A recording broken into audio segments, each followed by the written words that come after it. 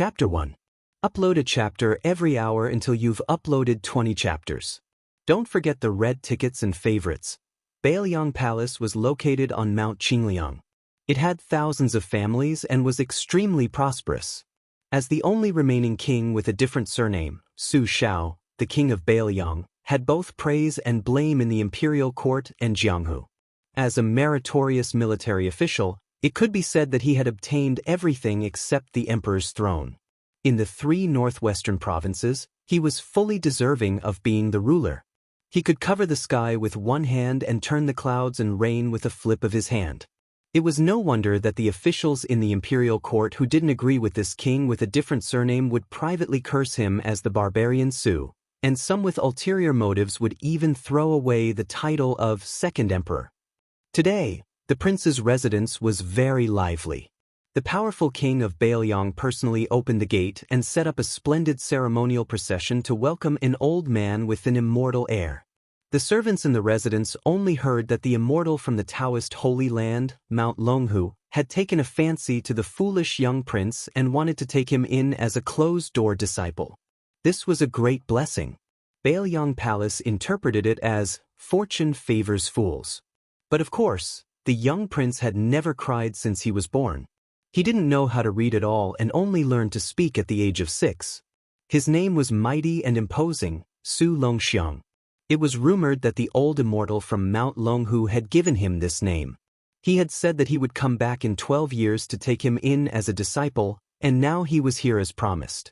In a courtyard in the prince's residence, the Grandmaster of Mount Longhu, a Taoist ancestor of Mount Longhu, was twirling his snow-white beard and frowning. On his back was an uncommon small Zhong Kuei-style peachwood sword.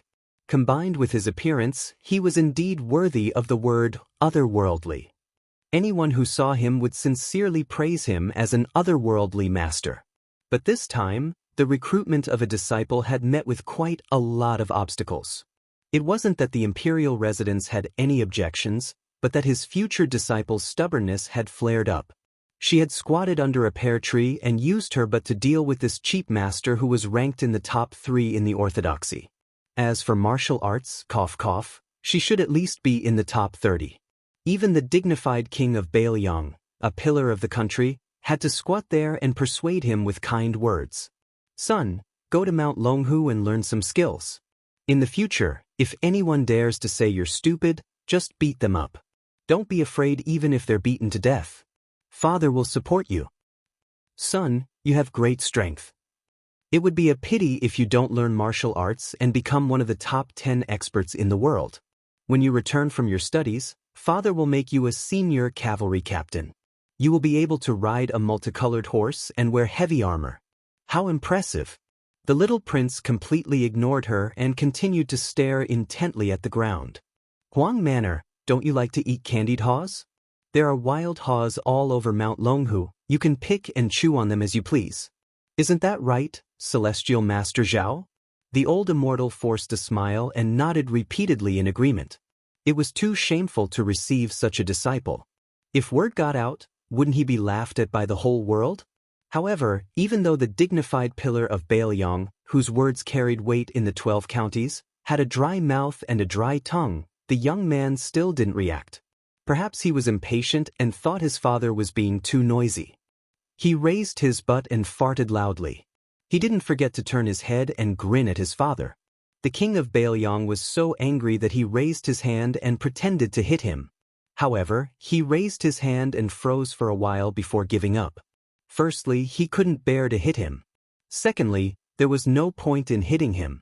This son really lived up to his name. Su Longxiang was named after the phrase, "In water, the dragon's strength is the strongest. On land, the elephant's strength is the strongest. As mighty as Vajra, they are known as dragons and elephants." Although Huang Manor's silly son was simple-minded and couldn't read, his skin was sickly dark yellow, and his body was thinner than his peers, his strength was first class. Su Shao joined the army at the age of 10 and killed people. From killing the Xiongnu in Jinzhou in the northeast, to wiping out the 6 big and small countries in the south, slaughtering more than 70 cities, and then suppressing the 16 barbarian tribes in the southwest. He had seen all kinds of fierce generals with amazing physical strength. However, he had never seen someone like his youngest son, who was born with copper muscles and iron bones and could pull up mountains and rivers. Su Xiao sighed softly in his heart. If Huang Manor could be a little smarter and open up a few more of his mind acupoints, he would definitely become the unparalleled fierce general who could break through enemy lines. He slowly got up and turned his head to smile awkwardly at the senior Taoist priest of Mount Longhu. The latter's eyes indicated that it wasn't a big deal, but he couldn't help but feel a little sad. It was really a big deal to receive this kind of treatment as a disciple. If word got out, wouldn't he become the laughingstock of the world?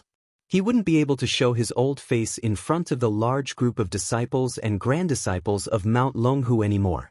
The helpless king of Bailiang came up with a plan. He chuckled and said, "Huang Manor, your brother has just returned from his parade. Looking at the time, it should be about time for him to enter the city. Don't you want to go out and take a look?" The young prince suddenly raised his head.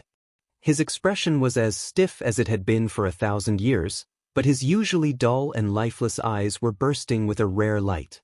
It was very piercing. He grabbed his father's hand and rushed out. It was a pity that Bailiang Palace was famous for its hundreds of winding corridors and thousands of twists and turns. Otherwise, it wouldn't have been able to accommodate the tide listening pavilion that had been criticized by the court officials.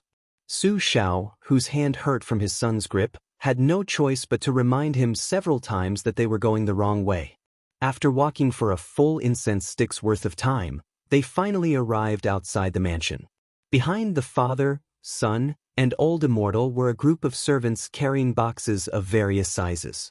They were all things that were going to be taken to Mount Longhu. The king of Bailiang was as rich as a country and had always doted on his children.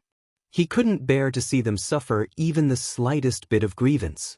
When they arrived outside the mansion, the young prince saw that the streets were empty and there was no sign of his brother. He was first disappointed, then angry. He let out a deep, hoarse, and irritable roar. At first, he wanted to vent his anger on Su Xiao. But as stupid as he was, at least he knew that this was his father. Otherwise, Su Xiao's fate would probably be the same as that of He Ting, who had unluckily encountered Su Longxiang during the autumn hunt not long ago. He was torn in half by the single-handed 12-year-old boy. He glared angrily at his guilty father and turned to leave. Su Xiao, who didn't want his efforts to go to waste, threw a helpless glance at old immortal. The Taoist master of Mount Longhu smiled faintly and stretched out his bamboo-like arm. However, he only held onto the young prince's wrist with 2 fingers and gently said, "Su Longxiang, don't waste your rare talent.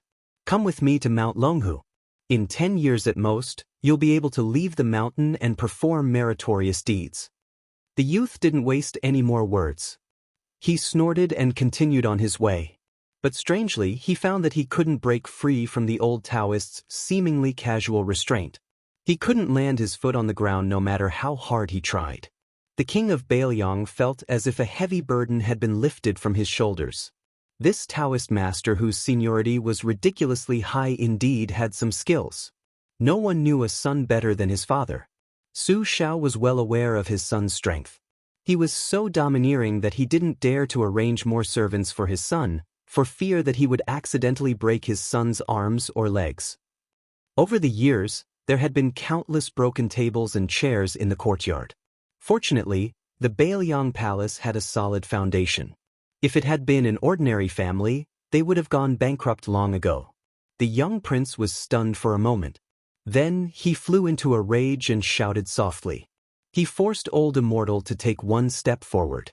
2 steps, 3 steps. The Taoist master, who wore a yellow crown and a Taoist robe, only made a slight sound of surprise. He wasn't angry, but was instead delighted.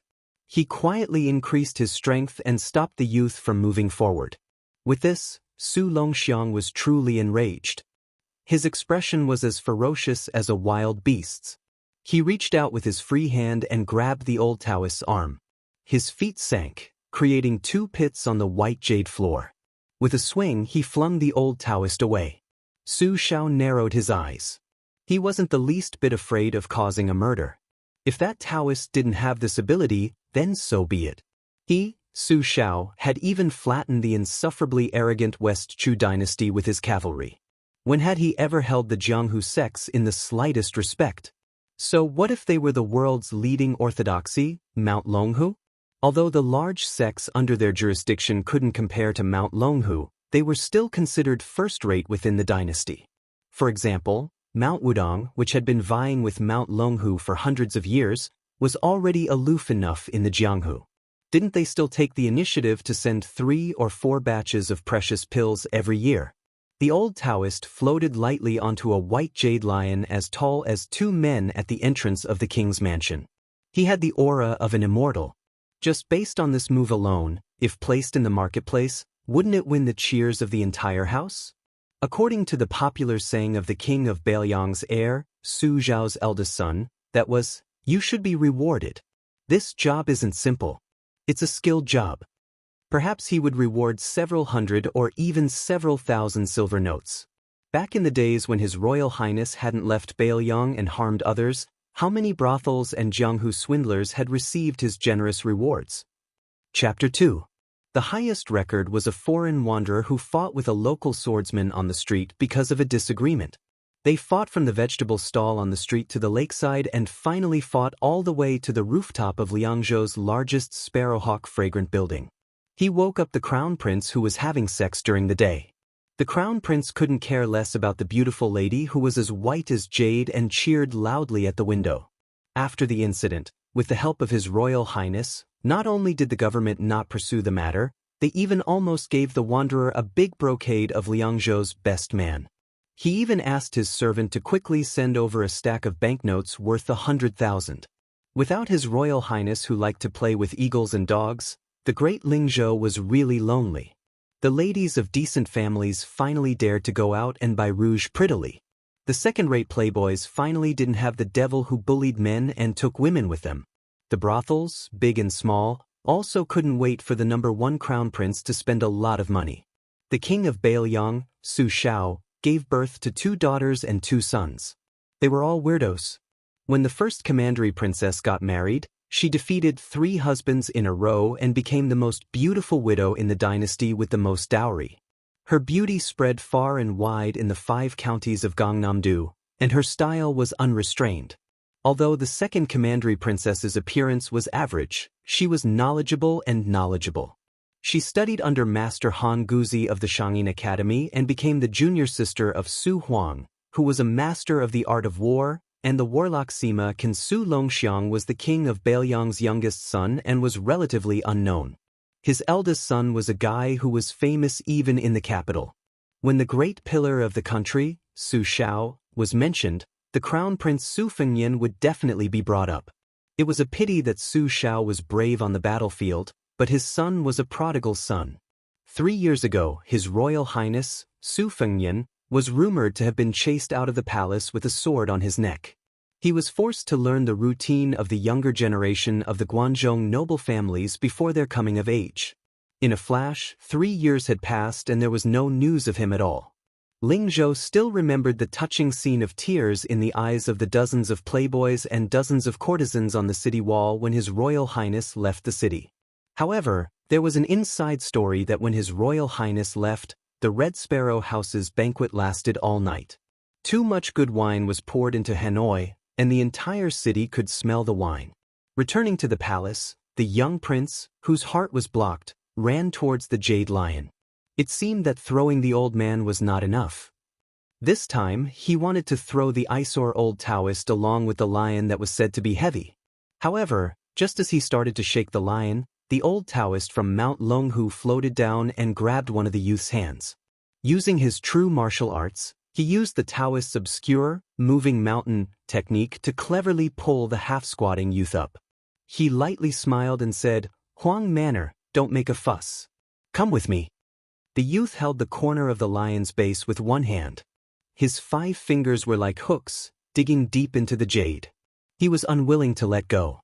His arms stretched out like an ape as he shouted hoarsely, "I want to wait for brother to come back. Brother said he would bring back the world's most beautiful woman to be my wife. I want to wait for him." The great pillar of the country, Su Xiao, did not know whether to laugh or cry. There was nothing he could do.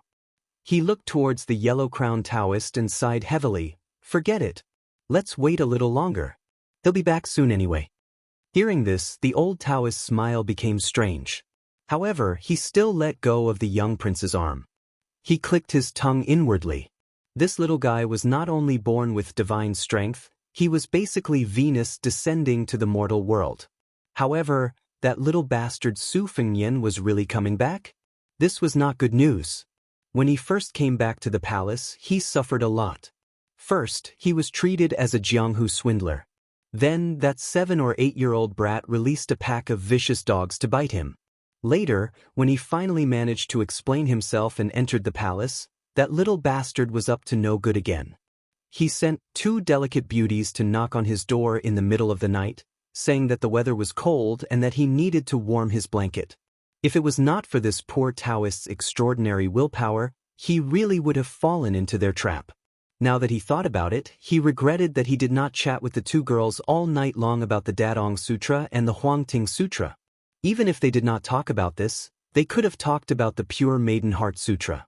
In the evening, the shadows of an old man and a young man were elongated by the afterglow. The old man was carrying a long bag wrapped in rags. His clothes were ragged, and his hair was white. There were even a few strands of straw mixed in. He could beg with a broken bowl on the ground. He was leading a skinny, lame horse. The young man was actually not young.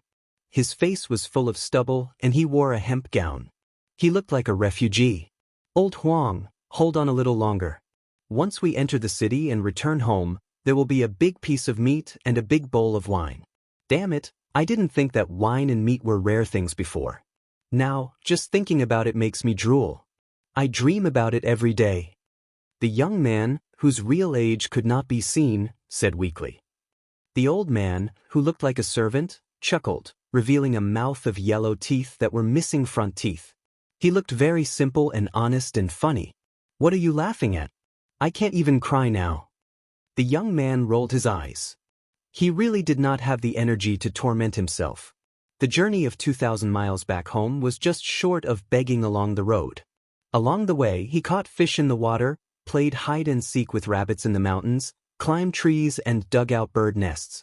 As long as there was some meat and cooked it, regardless of whether there was salt or not, it would be the most delicious meal in the world. During this period, he tried to steal some chickens and ducks from villages. There were several times when he was chased by strong men carrying hoes and wooden sticks for dozens of miles. He almost died of exhaustion. Which rich man's son did not wear beautiful clothes and ride a majestic horse? Then he looked at himself. He was dressed in a tattered hemp gown, a pair of straw sandals, and a lame horse. He could not bear to kill it for meat or even ride it. Instead, he had an extra mouth to eat. He did not have an evil servant. Old Huang's small body, which had lived for 60 years, made him panic just by looking at him. He was afraid that he would die one day after walking 2,000 miles. At that time, he would not even have a companion to talk to and would have to spend effort to dig a hole in the wilderness. Before entering the city, there was a stall selling apricot wine not far from the city walls. He was truly exhausted. Smelling the aroma of the wine, he closed his eyes and sniffed. His face was filled with intoxication. It smelled so good. Determined, he walked over and found the only empty stool and sat down. He gritted his teeth and used the last of his strength to shout, "Waiter, serve the wine." The drinkers who were leaving the city or taking a break on the way into the city all disliked the shabbily dressed master and servant and deliberately sat far away. When the busy waiter heard their voices, he wanted to respond with a "sure." However, when he saw the master and servant's attire, he immediately pulled a long face. As a businessman, how could he not be discerning? These 2 customers were not the kind of people who could afford to pay for the wine. The waiter was still kind and did not immediately chase them away. Instead, he put on a fake smile and reminded them, "Our signature apricot wine costs 20 coins per pot. It's not expensive, but it's not cheap either." If it was in the past, the young man would have already released his dog and servant when he was looked down upon like this. However, after 3 years of living a poor life, he was used to living a penniless life. He restrained his arrogance and temper too much. Panting, he said, It's okay.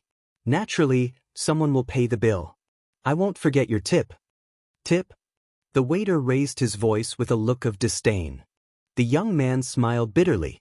He put his thumb and index finger to his mouth and used the last of his strength to blow the whistle.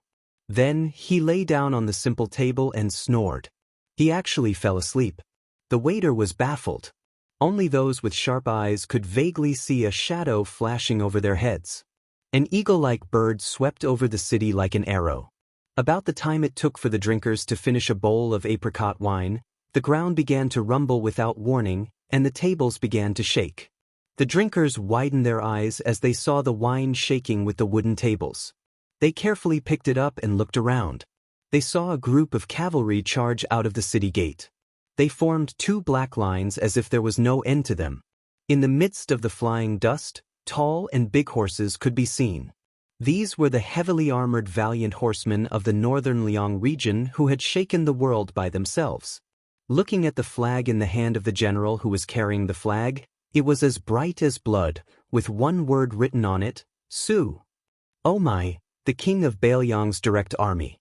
In the world, who could compete with the Bailiang cavalry that had galloped through the dynasty's 13 prefectures? In the past, the West Chu dynasty felt that its 120,000 great halberd warriors could go against them. But in the end, in the Battle of Jinghe, the entire army was wiped out. The surrendered soldiers were all killed and their cries were like thunder. 200 elite cavalry charged out. They were majestic and imposing. Above their heads, an eagle full of spiritual energy seemed to be leading the way.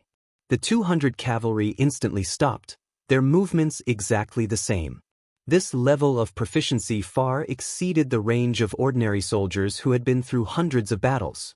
The fourth-ranked general, Zhicheng, jumped off his horse. When he saw the old servant leading the horse, he immediately galloped to the front of the wine shop and knelt down. He said respectfully, General Chidongwa pays his respects to His Royal Highness. As for the shabby young man who had arrogantly said that he would tip them, he only muttered in his sleep, Waiter, bring the wine. Chapter 3. As the flag-bearer of the Bailiang army, Zhicheng Commandant Chidongwa was in a bit of a dilemma. Although he was one of the 6 adopted sons of the pillar state Su Shao and was the wolf dog of the 1 tiger, 2 bears, and 3 dogs, his relationship with His Royal Highness could not be considered harmonious. To be honest, Chidongwa, who came from a poor military background, did not like His Royal Highness's dissolute conduct in the provinces and counties. However, loyalty and righteousness were paramount. Since Su Fengnian was his adoptive father's eldest son, even if Chidongwa had to personally kidnap his daughter, this Zhicheng commandant would not frown. Now, how to send Su Fengnian back to the prince's mansion was a problem. He couldn't just casually throw His Royal Highness on the back of a horse, could he? Fortunately, a horse galloped over and solved Chidongwa's dilemma. The horse was as black as ink and abnormally tall and strong. It was once the king of wild horses. After being tamed, it was handed over to the young prince, Su Longxiang.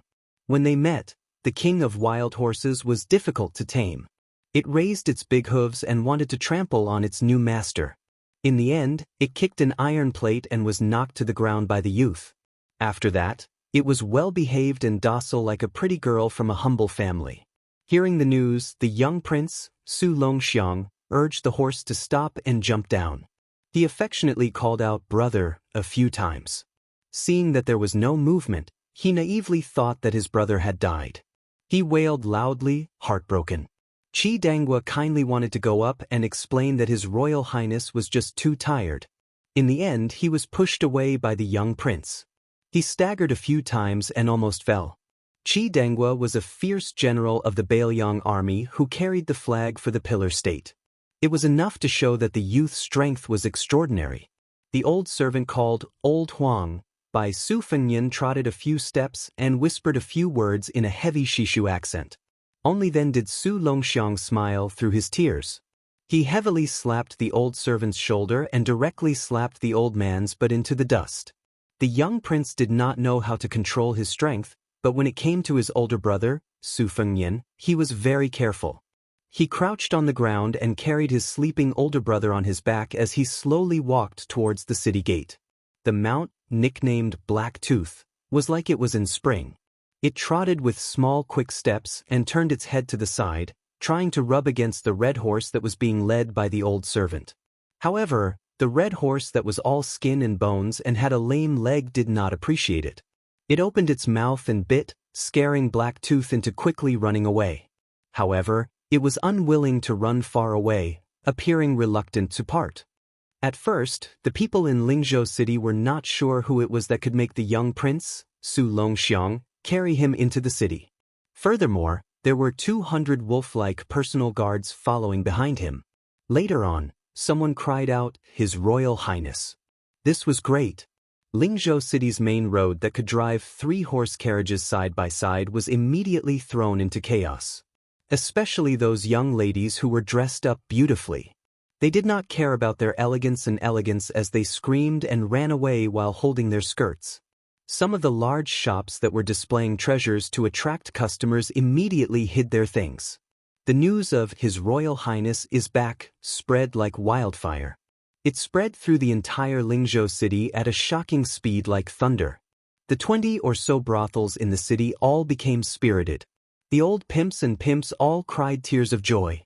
Some of the enchanting courtesans all held their hearts as they sat by the windows and stared at the autumn water. "My enemy, you're finally willing to come back. Do you want to kill this servant?" A person followed the 200 Liangzhou iron cavalry into the city from afar. She had a slender figure and was dressed in a white robe. Her eyebrows were like a painting and her phoenix eyes were like peach blossoms. She was narrow and charming, her skin was as white as jade, and she had a standard oval face. She was extraordinarily handsome and did not seem like she was from the secular world. If it was not for the 2 blades on the left side of her waist, her unknown background, and her arrogant expression, as well as the terrifying news of His Royal Highness returning to the city, some of the ruffians and hedonistic young masters on the streets would have already taken liberties with her. This woman was too beautiful. She was even prettier than all of the courtesans in the city added together. Some of the beautiful women and young ladies from rich families who were running in panic saw her. At first, they were jealous, then they were in admiration and shyness. They thought that if this girl was a young master, they would even be willing to elope. The white-robed beauty with the blade on her waist was slightly surprised. She hesitated for a moment before choosing an old fortune-teller and asked, "Old mister, which family's young master is the one who was protected by the Bailiang cavalry into the city?" The old man who was lamenting that he would not be able to do business in the future was shocked by the beauty of the girl in front of him. After all, he had been here for many years. It was not easy for him to calm down. He forced a smile and said, "Miss, you are not from here, right? There is only one His Royal Highness here. He is the eldest son of the king of Bailiang. Ordinary sons of rich and powerful families would not dare to call themselves young masters. They would be beaten black and blue by His Royal Highness if they did not like him." Hearing the old man call her Miss, the woman frowned subconsciously, but she did not refute. She looked at the slowly moving cavalry in front of her and narrowed her peach blossom eyes. There was a faint murderous intent in them. She muttered to herself, "I didn't expect him to be a young master." "Su Huanghua, is this what you always say when you say that 9 lies and 1 truth are easy to swindle? The king of Bailiang, Su Shao, is known as the butcher who destroyed hundreds of cities and killed 300,000 people. How could he have such a disappointing son?" Bailiang Palace. The crown prince's courtyard was even more luxurious than Prince Su Zhao's. Just the decoration on the large red sandalwood table by the window could be seen. Other than the 4-foot-tall dark green bronze cauldron, there was also a large green dragon painting that was waiting to be leaked. There were also several rosewood marble tables with the 4 treasures of the study and wine cups. There were also piles of famous people's books. There were more than 10 square meters of ink stones, all of which were priceless. The pens in the sea of brushes were as dense as a forest. In the corner of the tables, there was a huge flower sachet filled with crystal balls and white chrysanthemums. There was also a pair of golden unicorns and auspicious beasts. Inside the prince's mansion, there were several earth dragons that consumed countless charcoal. Therefore, in the early winter, the room was still as warm as late spring. It was okay to walk barefoot on the carpet. The so-called big room of a rich and powerful family was just like this. At this time, the young master, Su Fengnian, was sleeping soundly on the big bed. He was covered with a large quilt with autumn fragrance and looked haggard. Su Xiao and the young prince, Su Longxiang, were sitting beside the bed. Other than the only outsider, Heavenly Master Zhao of Longhu Mountain, who was standing beside him, and the old servant surnamed Huang, who was sitting at the door with a long luggage bag on his back, there was no one else. At the head of the bed, there was an ancient bronze Xuanda stove sprinkled with golden spots. There was a strange incense burning in it that could wake people up. Chapter 4. Taoist Master, is my son all right? Su Xiao had asked the same question for the umpteenth time. How was this still the decisive Su Zhugua on the battlefield? He was clearly a father who spoiled his son to the point of absurdity. He's fine. His Royal Highness is just tired from the long journey. After sleeping for half a day and recuperating for half a month, he will be full of energy again. The old Taoist priest said confidently, but he felt a pang of pain. When the prince saw how thin his son was, he immediately ordered the housekeeper to bring out several furnaces of top-grade elixirs from Mount Wudong and the treasured tribute medicine. He wanted to pour all of them into his son's mouth. Heavenly Master Zhao looked at him with fear and trepidation. He talked for a long time about the principle that medicine was half poison and half medicine. Moreover, he had the selfish intention of competing with Mount Wudong. He personally took out the small Jindan of Mount Longhu, which was a waste of talent. Only then did he dispel the prince's worries. Crown Prince Su Fengnian slept for 2 days and 2 nights before waking up. His younger brother Su Longxiang did not eat or drink for 2 days and 2 nights. When the servants went to report the good news to de Zhugua, he hurried over to visit him. He saw his son pick up the Xuanda burner at the head of the bed and smash it at him. He jumped off the bed and cursed. Su Xiao, you bastard, you chased me out of the prince's mansion for 3 years. No wonder you always say I'm not your biological son. Su Xiao tilted his head and dodged the burner, apologizing with a calm face. But how could Su Fengnian let go of the main culprit who had caused him to eat and sleep in the open for 3 years? After smashing everything in the room that could be smashed, he chased him all the way out of the room. When he saw a broom lying in the corner of the corridor, he picked it up and chased after it. The poor de Zhugua didn't forget to remind him, put on your shoes, put on your shoes. It's cold, don't catch a cold. There was a chase in the courtyard, and it was very lively. The few people who walked out of the prince's mansion, who were more popular than the governor, all put their hands in their sleeves and looked up at the sky. They didn't hear anything and didn't see anything. Su Fengnian was exhausted after all. After chasing and hitting for a while, he began to pant. He bent over and glared at his father. Su Xiao stood far away and smiled apologetically. Have you calmed down? If you're not angry anymore, eat first. You can only vent your anger when you have the strength. The little prince, Su Longxiang, and the servant, old Huang, were sitting on the threshold of the door. The 2 of them were grinning from ear to ear. One of them was drooling, and the other was missing his front teeth. They were both quite silly. His Royal Highness was panting heavily. He pointed at the king of Bailiang, Su Xiao, who was high and mighty in the eyes of outsiders. Motherf asterisk her, I'll let you off today. Just you wait. Su Xiao wasn't angry. He chuckled and said, okay, father will wait. I'll definitely not fight back when you hit me or scold me. I'll let you vent your anger. Su Fengnian, who was still barefooted, threw away the broom that could be sold for dozens of taels of silver. When he came to the door, he saw his younger brother smiling foolishly. His gaze softened a bit. Seeing that his brother's saliva was flowing all over his chest, Su Fengnian didn't mind that it was dirty. He very naturally reached out and helped wipe it. He said softly, silly Huang man, come.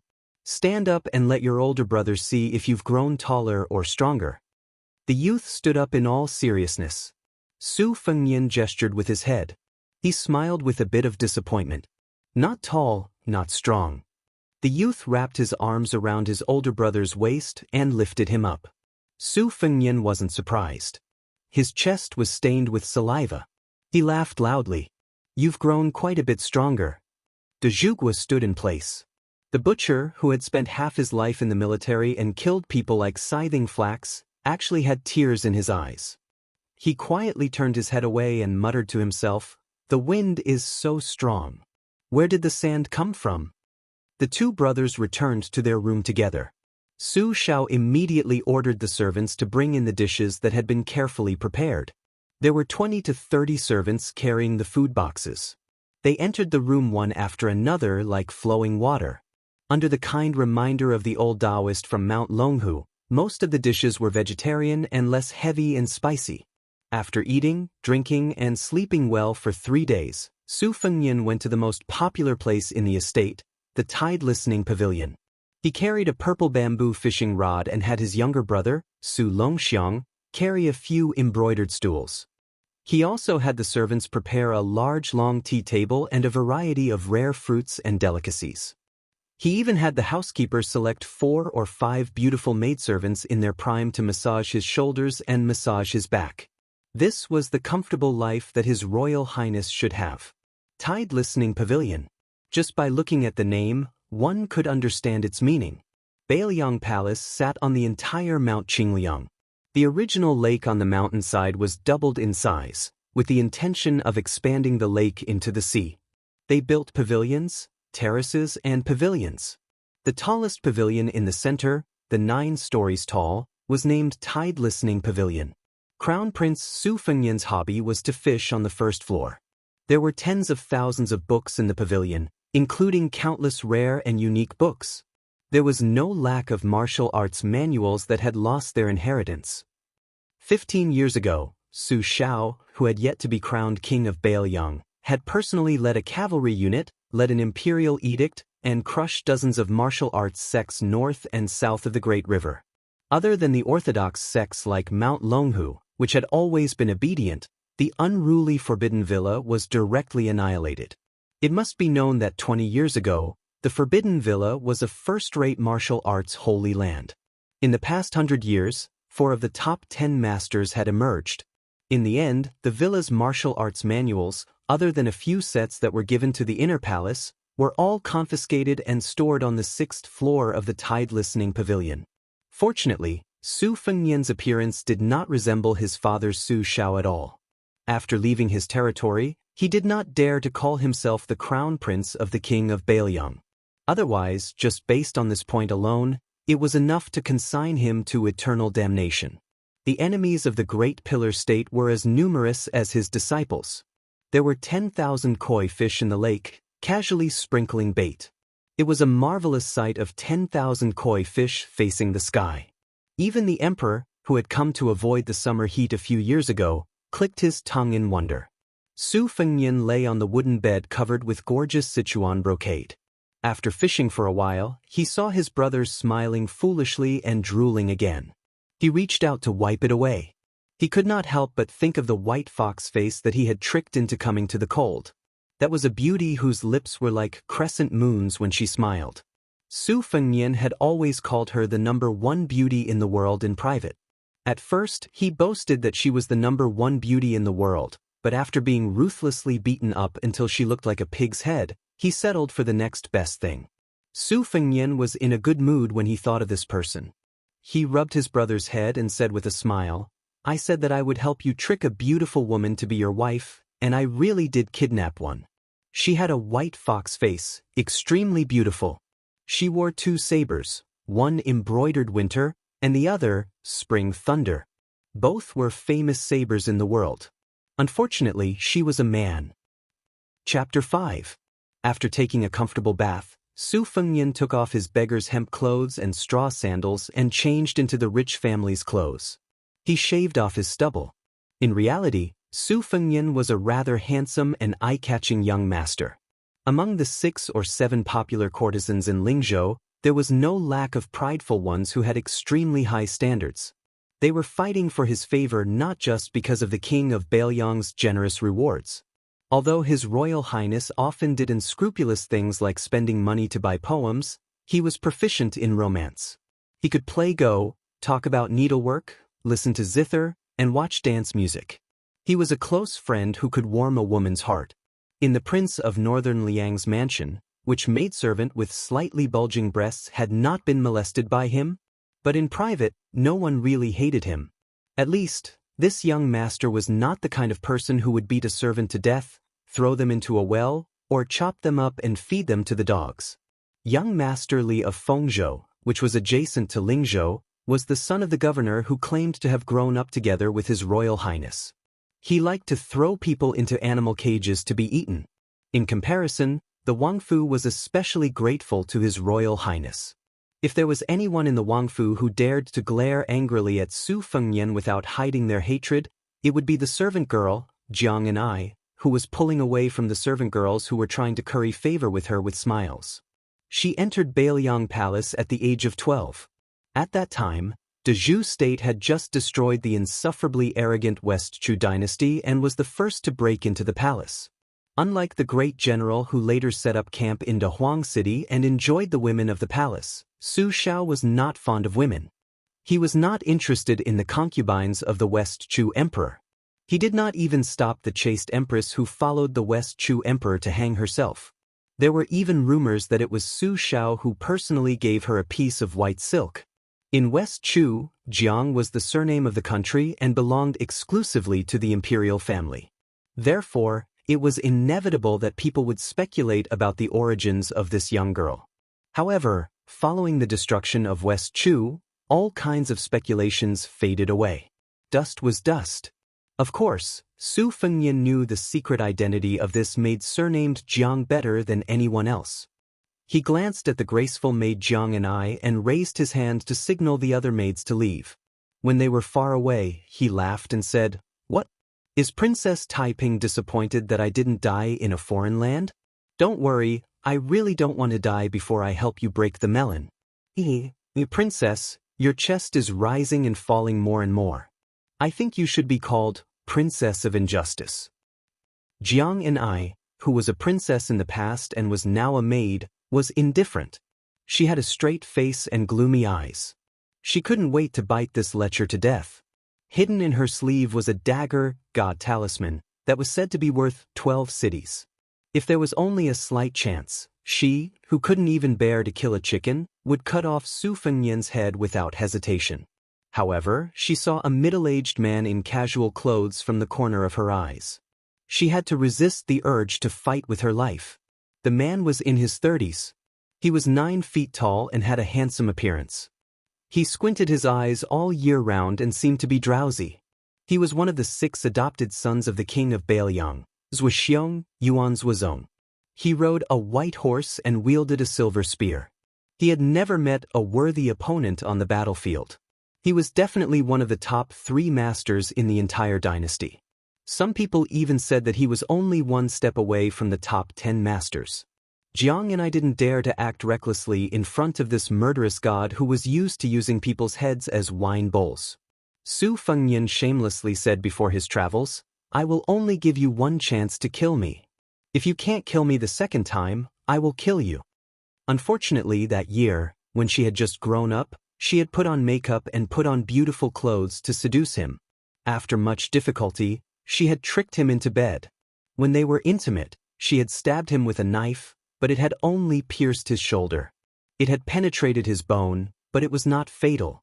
This fellow had only slapped her in the face. After getting dressed, he had said 2 sentences. The first sentence was, "Next time, you won't be so lucky. Don't waste it. Your Highness, I finally see you. For the past 3 years, I didn't even want to eat or drink." A fat man dressed luxuriously ran over. To be exact, he rolled and crawled over. His face was covered with tears and snot. He looked very shameless. Jiang Ni's face didn't lose to Su Fengnian's disgust. Yuan Zhuozong, who was the personal bodyguard of the crown prince, turned his head away. His eyes were full of disdain. Since this fat man was able to pass through the heavy defenses and arrive in front of Su Fengnian, his status was naturally extraordinary. In truth, he was just like the #1 brute of the Northern Liang army, Zhuxiong, the adopted son of the Pillar of the Great. His surname was Chu and his given name was Lushan, and he was one of the 3 dogs. Su Fengnian's snow-white spear falcon, the most handsome of the 360 winged insects, was trained by this fat man. He was more attentive to it than raising a son. This man had a bad reputation in the Bailiang army. He was a hypocrite and lecherous person. The first time Su Fengnian went to the brothel, he was the one who led the way. He always said that brothers were like hands and feet and women were like clothes. In the past few years, he would encourage Su Fengnian to sleep with his beautiful concubine every few days. He was really loyal. Can't eat or drink. Fatty Chu, why do you look like you have put on a few pounds? Su Fengnian sneered and strangled the fat man's neck. The fat man who was strangled by the neck shouted with a red face, "Your Highness, I have lost weight. I have lost a lot of weight. If your Highness doesn't believe me, I will go weigh it right away. If I put on 1 pound, I will cut off 1 pound of meat. If I put on 10 pounds, I will cut off 10 pounds. Su Fengnian loosened his neck and patted Chu Lushan's fat cheeks. He smiled and said, "You are indeed a good brother." Now, Fatty Chu, who had stolen the title of the Dragon General of the Thousand Bulls, was being slapped on the face. As long as the person was not an official with a superficial title, the Dragon General of the Thousand Bulls was one of the top officials in any province, let alone the Dragon General of the Thousand Bulls who held the Tiger Seal for 3,000 elite troops. However, this fat man did not feel ashamed. Instead, he looked extremely honored. He leaned forward with his head as big as a pig's head and said with a smile, "Your Highness, I just took in a beautiful concubine. Her skin is so soft and tender that I can squeeze water out of her with a pinch. I haven't dared to enjoy her yet, so I've kept her for your Highness. Would your Highness take some time to come and drink some wine and listen to some songs first?" Su Fengnian nodded and said, "Sure, sure."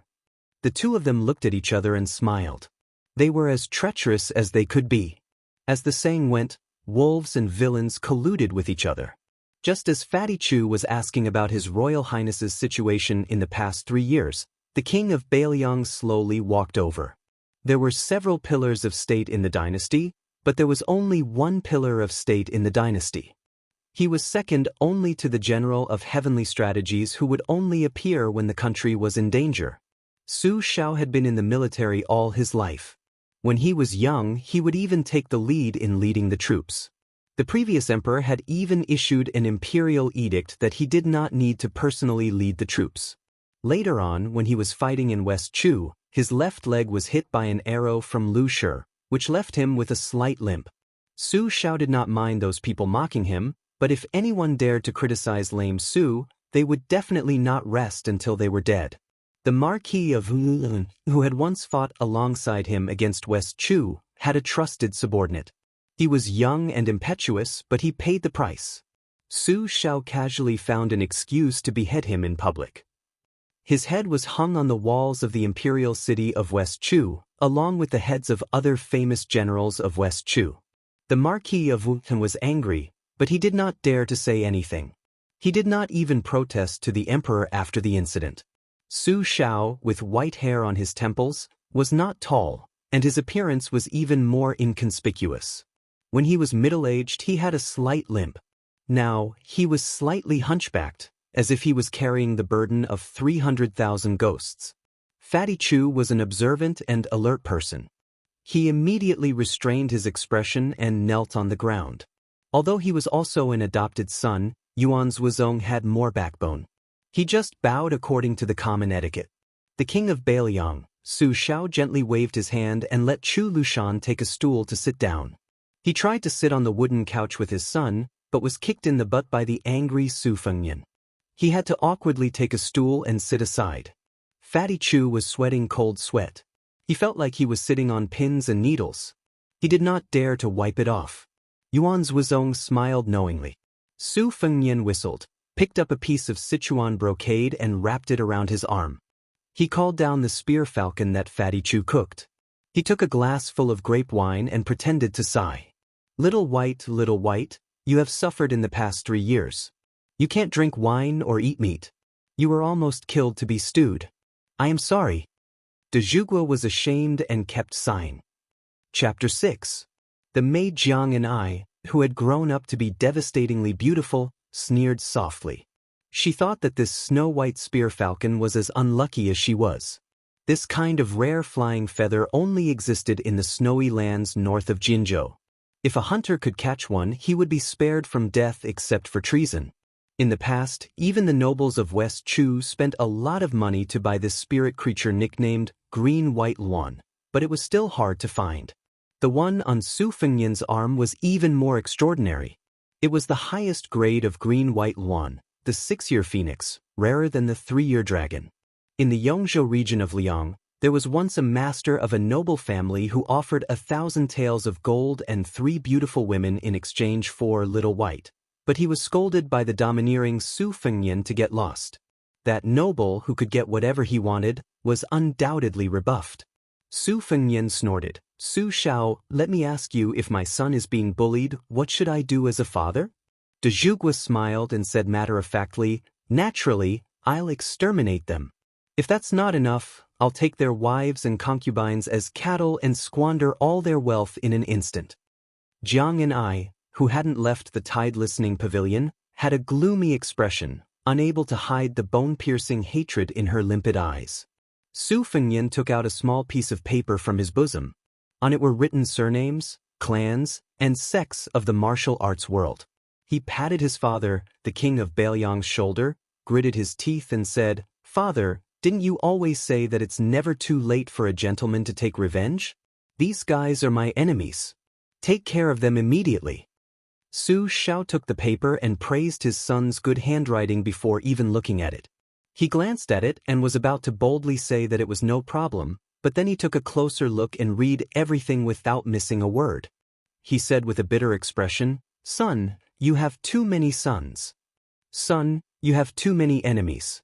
There are no less than 100 of them. Look at the governor of Huizhou County. Just because his son looks a little too pretty and you saw him from afar while he was touring Biluo Lake with a beauty, he has to remove his official position? There was also the Wang family of Bailiang in Guangzhou. They were going to be exterminated just because one of their servants cursed at them while drinking? As for the Shenyuan family of the Wulin world, what did they do to offend my son? Why did he send the entire family to Jinzhou?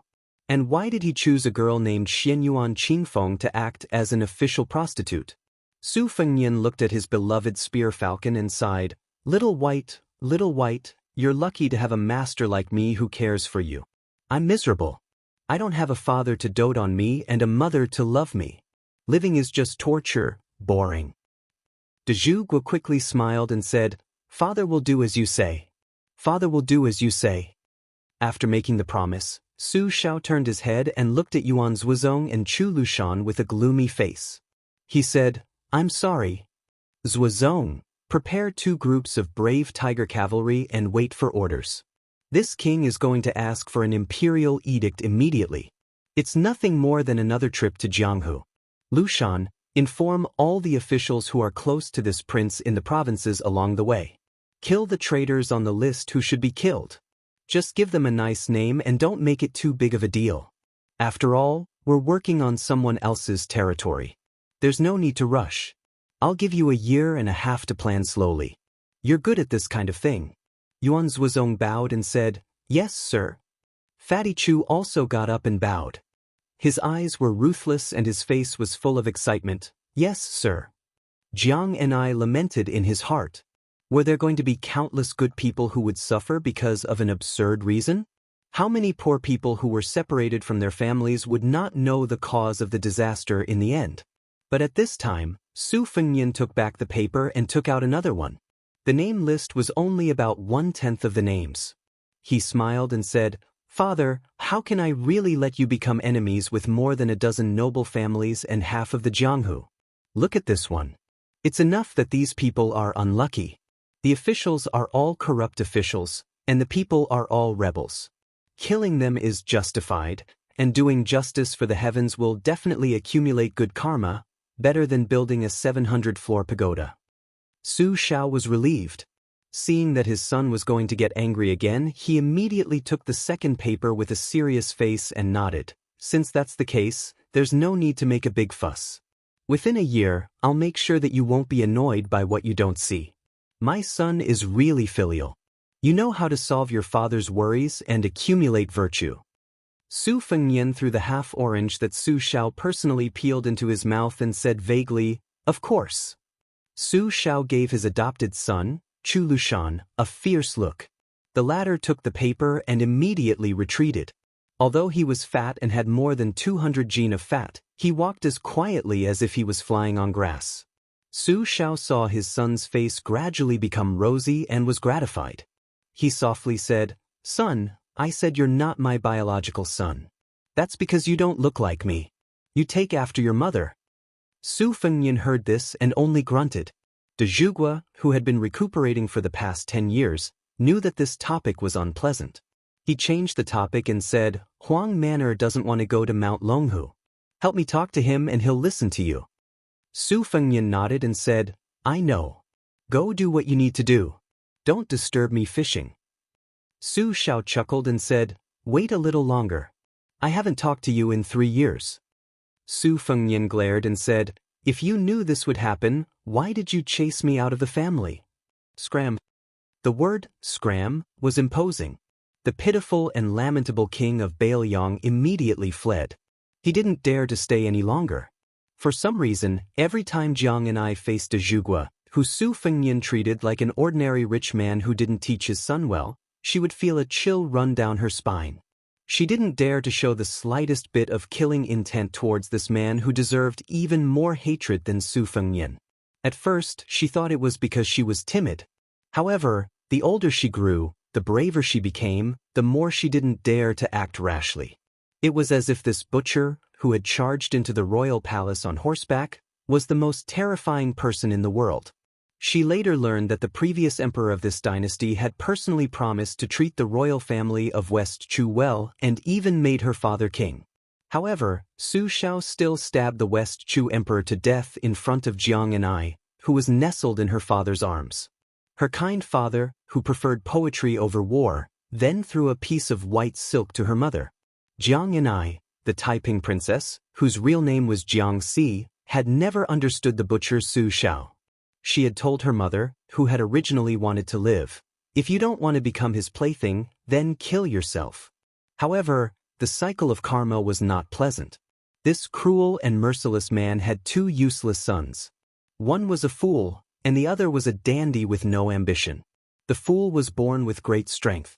However, even so, he couldn't be the backbone of Bailiang's 300,000 iron cavalry. Jiang and I was going to kill Su Fengnian, who was going to inherit the title of king in the future. In this way, no matter how powerful Su Shao was, he would inevitably fall apart one day. Therefore, Jiang and I was willing to wait and live. Su Fengnian waved his arm and dispersed the green and white luan in his hand. He threw away the small piece of Sichuan brocade that had a hole dug out by the sharp claws. He smiled at the martial god of Bailiang, Yuan Zuozong, who had been standing respectfully at the side, and said, "Brother Yuan Zuozong, you should go and rest." Yuan Zuozong, who had never heard this intimate address, was stunned. He hesitated for a moment and then bowed and left. The tide listening pavilion was finally quiet. Looking out, one could see the picturesque scenery. Su Fengnian didn't pick up the fishing rod. Instead, he reclined on the couch and said softly, "Jiang and I, if you have the chance, you should go out and take a look." The captive princess, who didn't delve into the meaning of this, smiled disdainfully and said, "His Royal Highness' trip this time will cause a group of people to suffer an unexpected calamity. What a big deal. No wonder he is the young master of the Pillar State." Su Fengnian turned his head and said with a smile, "If not, would I be able to erase your chastity mark?" The corner of Jiang Ni's mouth curled up in disdain. It evoked a monstrous hatred. If it could be weighed on a scale, it would be 1,000 caddies of hatred. Su Fengnian smiled and said, "Do you know that when you are angry, you look exactly the same as when you are happy? You have 2 little dimples. I like this part of you the most. So, when you kill me later, I will take a few more glances." Jiang and I said expressionlessly, "Just wait. The next time I kill you, I will smile the happiest." Su Fengnian sat up straight. He took out a handful of bait from a phoenix-carved glass basin and threw it into the lake outside the railing. Countless koi fish jumped out of the lake. Looking at this lively scene, His Royal Highness, who had his back to Jiang and I, said with emotion, "That will certainly be the most moving scenery in the world." Chapter 7. Crown Prince Su tossed out a few bundles of bait and got tired of watching the carp flip about. He clapped his hands and stood up. Originally, Jiang and I had prepared a damask soaked in warm water to wipe his hands, but Su Fengnian didn't take it. 3 years of tempering. It was difficult to go from extravagance to frugality, but there was also a transition from frugality to extravagance. He left the tide-listening pavilion alone and didn't forget to turn around and remind her. Sister Jiang and I, don't even think about sneaking into the pavilion and trying to steal a secret martial arts manual. You know that none of the guard servants inside can be dealt with a divine talisman in your sleeve. Those old fellows are far less protective of the fairer sex than me. It's better for girls to grind their sleeves together with their bare hands. Let's go, don't glare at me. The first time I saw you, I knew Sister Jiang Ni's eyes were beautiful. After teasing the maidservants, Su Fengnian walked towards the stable that belonged to him and his second sister. Along the way, he saw beautiful maidservants and did not forget to reach out to hug their waists and touch their small hands. For those who were more beautiful, of course, he did not forget to rub their heavy breasts and call them sister. Then he flirtatiously said, "Oh, there are a few extra tails of meat here. Don't tire yourself out walking." This caused a series of laughter that sounded like silver bells. Su Fengnian arrived at a stable that was even more extravagant than the average wealthy families. For the time being, there was only a lonely, maroon, lame horse inside. Old Huang, who had worked as a coachman for the prince's residence for many years, was chatting with the horse. He saw His Royal Highness, who had depended on him for 3 years, grinning foolishly out of habit, revealing 2 front teeth. Su Fengnian rolled his eyes and said in surprise, "Old Huang, where's your box? Why aren't you carrying it?" Old Huang was probably from Shu. He couldn't change his Western Shu accent, which wasn't very popular in the dynasty. The tiny Western Shu, which had less than 60,000 soldiers, couldn't escape the fate of being destroyed by the king of Bailiang, just like the Western Chu dynasty. However, Old Huang was much cuter than Jiang and I. He knew his place very well. During these 3 years of bleak travel, if not for Old Huang's ability to fish, climb trees, steal chickens and dogs, and teach Su Fengnian how to weave straw sandals, he would have starved to death in a foreign land. The old servant was carrying a bag wrapped in rags on his back. There was only a long red sandalwood box in it. He would rather die than let Su Fengnian open it to see what was inside. At first, Su Fengnian thought that it was a famous Xuanji box used to store divine weapons in Jianghu. He thought that his father would at least send a peerless master to accompany him. But when he met the bandits for the first time and saw that this old servant was even more like a stray dog than he was completely disappointed. Every time he tried to persuade Old Huang to open the box, the old coachman would only shake his head and smile foolishly. Su Fengnian could only curse, "It's not like I want your wife to strip naked for me to see." Once in Xianxia County, Su Fengnian couldn't resist his curiosity and secretly studied it when Old Huang went to take a dump. However, he didn't get the main point. He only felt that the box was cold and piercing just by holding it. As a result, Old Huang's eyes were filled with hidden bitterness. He was even more pitiful than the virgin girls he took liberties with on the streets of Lingzhou. After that, perhaps it was retribution, Su Fengnian caught a cold the next day. It was Old Huang who boiled medicine, boiled water, and stole sweet potatoes to roast. He was so busy that he was badly burned. After that, the old coachman carried Su Fengnian on his back for half a year. The biggest impression he had was that Old Huang's bony skeleton made him panic. Of course, there was also some unspoken gratitude. After that, Su Fengnian didn't have any ideas about the box. However, it was inevitable that he would faintly think that he would find out the little secret in a certain year. Of course, it was an insignificant little secret. It would be a joke if an old coachman had such a big secret. To this day, Su Fengnian still remembered it clearly. After escaping the pursuit of the grassland bandits, he asked the old servant, "Old Huang, are you a master?" Old Huang nodded with a shyness that would only appear on a beautiful woman's face. Su Fengnian asked again, "The kind that's very tall?" Old Huang seemed to be even more embarrassed. He turned his head slightly and nodded again. Su Fengnian thought about the tragic scene of being chased by a group of people with wooden spears and hatchets. He resisted the urge to beat him up and asked again, "How tall?" Old Huang blinked and seemed to be thinking. After a while, he stretched out his hand and gestured. It seemed to be about the same height as His Royal Highness. Then he lowered his height. Thus, Su Fengnian, who was hoping for a fluke, fell into complete despair. Therefore, Su Fengnian had every reason to be angry with the Pillar of Degua. Other than forgetting to arrange for a master to be his retainer, not only did he not tell Su Fengnian about the simple principle of not having a jade ring when traveling the Jianghu, he even encouraged Su Fengnian to say, "Son, when you go out, the most important thing is to protect your life. Here, put on this Wuxia armor that is invulnerable to swords, spears, water, and fire. Put on these gloves that are made from the silk of the ice silkworm. Here, there are 3 or 4 books that are similar to the Wudong sect's Shang-Qing Purple Yang tactics. Take them all. Good stuff. If you throw any of these books into the Jianghu, it will cause a bloody storm. Take some time to practice them. Who knows, you might become a master tomorrow. Take the banknotes. The jade pendants on your waist are worth a few hundred taels of gold. If you run out of money, find a pawn shop and sell them. Living a good life won't be a problem."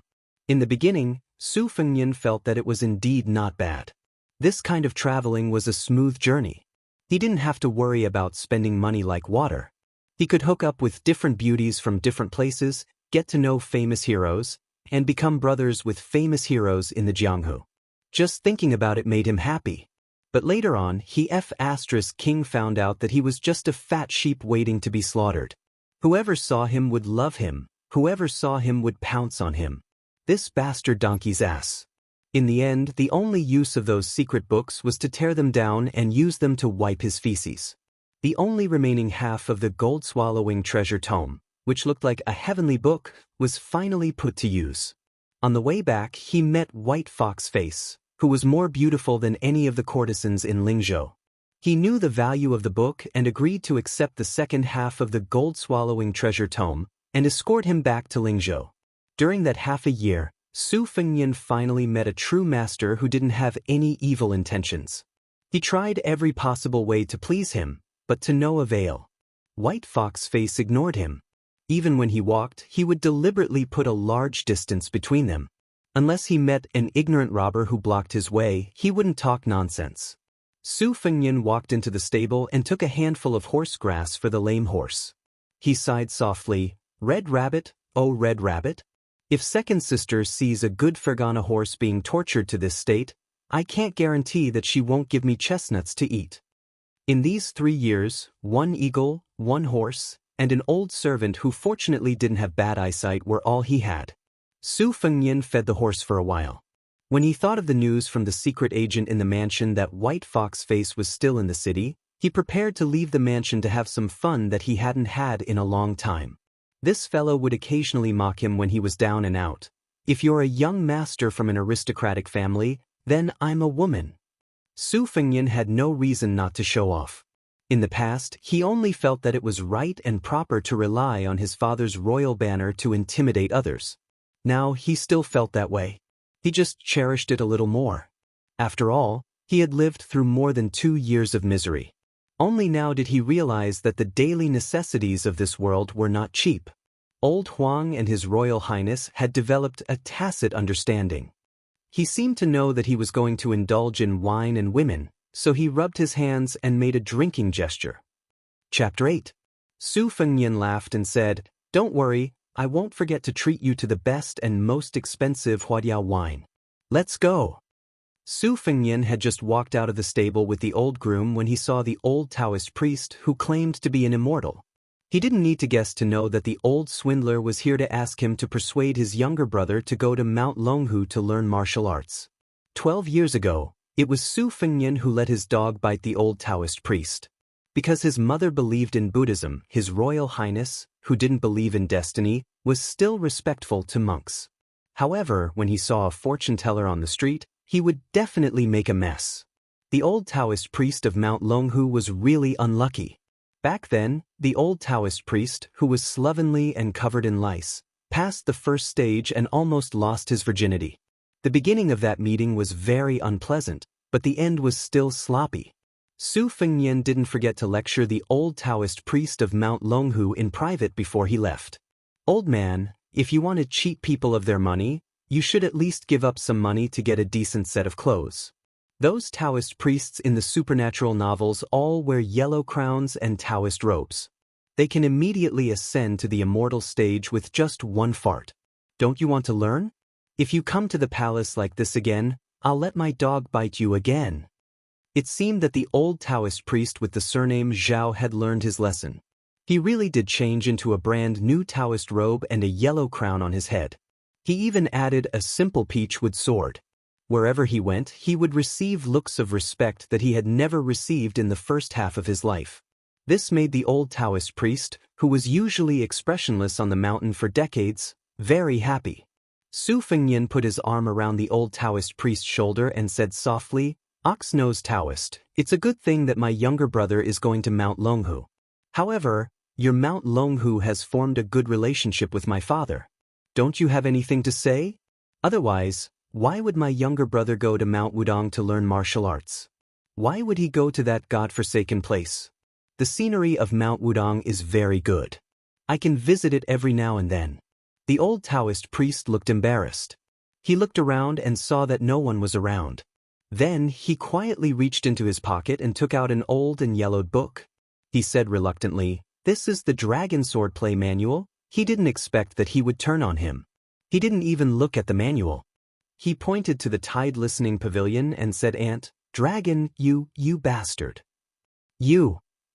Do you think I need to go to another place to find a secret manual to practice or use martial arts? You. Don't you think it's embarrassing?"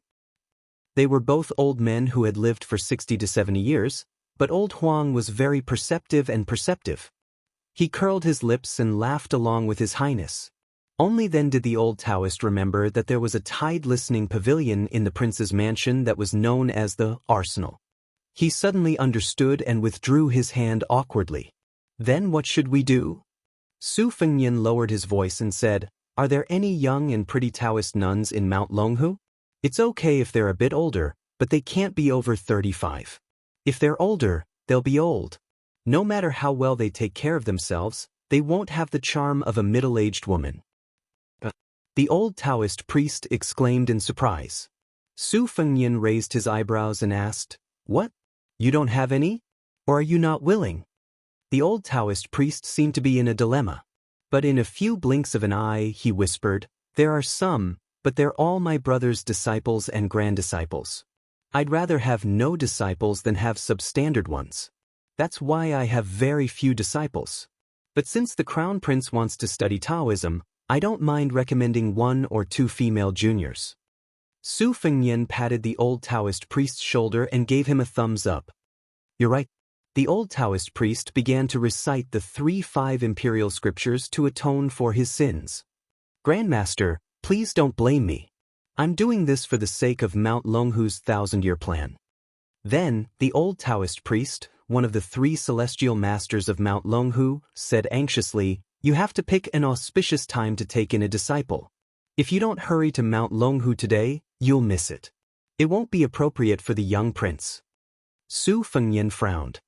"Right away?" Celestial Master Zhao nodded with an anxious expression. "Right away." Su Fengnian, who originally wanted to take his younger brother on a hunting trip, took a deep breath and ordered old Huang to wait on the street outside the mansion. He then took the ox-nosed Taoist priest, who didn't look like a celestial master at all, to find his beloved younger brother, Su Longxiang. 100 steps away from the stable, the old Taoist priest turned his head and looked at the old coachman who was smiling foolishly at the side of the stable. His heavy footsteps finally became lighter. When Su Fengnian arrived at his younger brother's courtyard, he found him squatting on the ground and looking at ants again. He walked over and patted his head. "Stop looking. The ants on Mount Longhu are even bigger. Go there and look. Learn your skills and go down the mountain as soon as possible. Bring me a bag of wild hawthorns, do you hear me?" The young prince was truly a fool. He stood up and nodded heavily. He smiled again, but of course, he was drooling again. The old Taoist priest was flabbergasted. How could such a difficult matter be settled so easily? The great pillar state who had once turned the entire Jianghu upside down had tried his best to persuade this disciple of his. Su Fengnian wiped his saliva and scolded jokingly. "Stupid Huang man, look, did you see that? This person will be your master from now on. When you reach Mount Longhu, you can beat anyone you want, but just don't hit this old man. If anyone dares to bully you and call you an idiot, then beat them to death. If you can't beat them, then get your master to write a letter. This elder brother will lead our northern Liang cavalry and charge 2,000 li up Mount Longhu.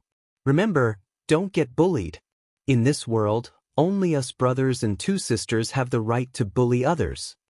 Su Longxiang seemed to have understood but not fully, and nodded.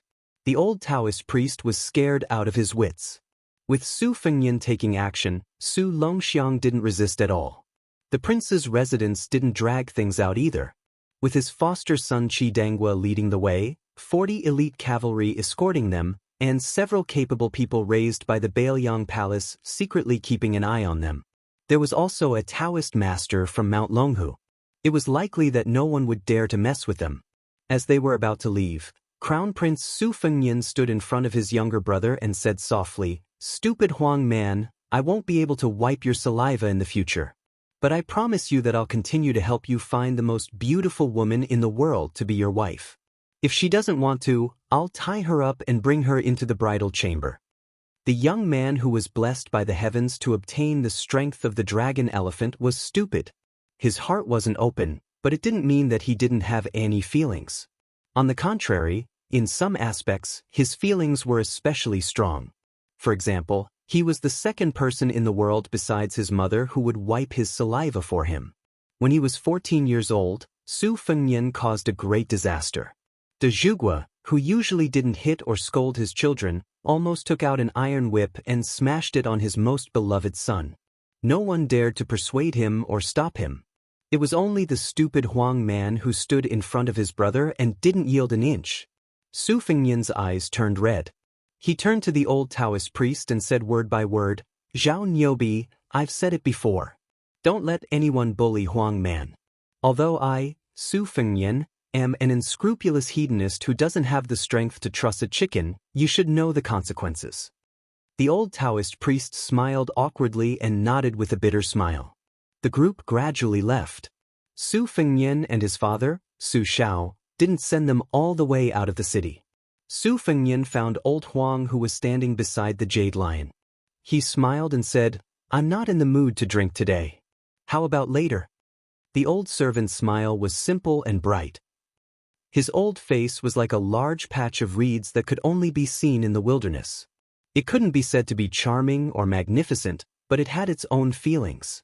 It was like a jar of old wine that had been sealed for many, many years. Chapter 9. A peerless beauty had come to the Dragon Gate Inn. This news was second only to His Royal Highness returning from his travels in Lingzhou City. The number of people who came to hunt for novelty almost broke the inn's door. Business was booming. Every time the beauty came out of the room to eat, the inn would be filled with wanderers who wanted to see the scenery. In the beginning, it was only the young hedonistic young masters who participated. Later on, even the old rich men who had been bedridden for years came to admire the beauty. They all exclaimed that the beauty was a feast for the eyes. The busybodies all said that this girl was even more moving than Lingzhou's #1 courtesan, Yu, Lady Yu.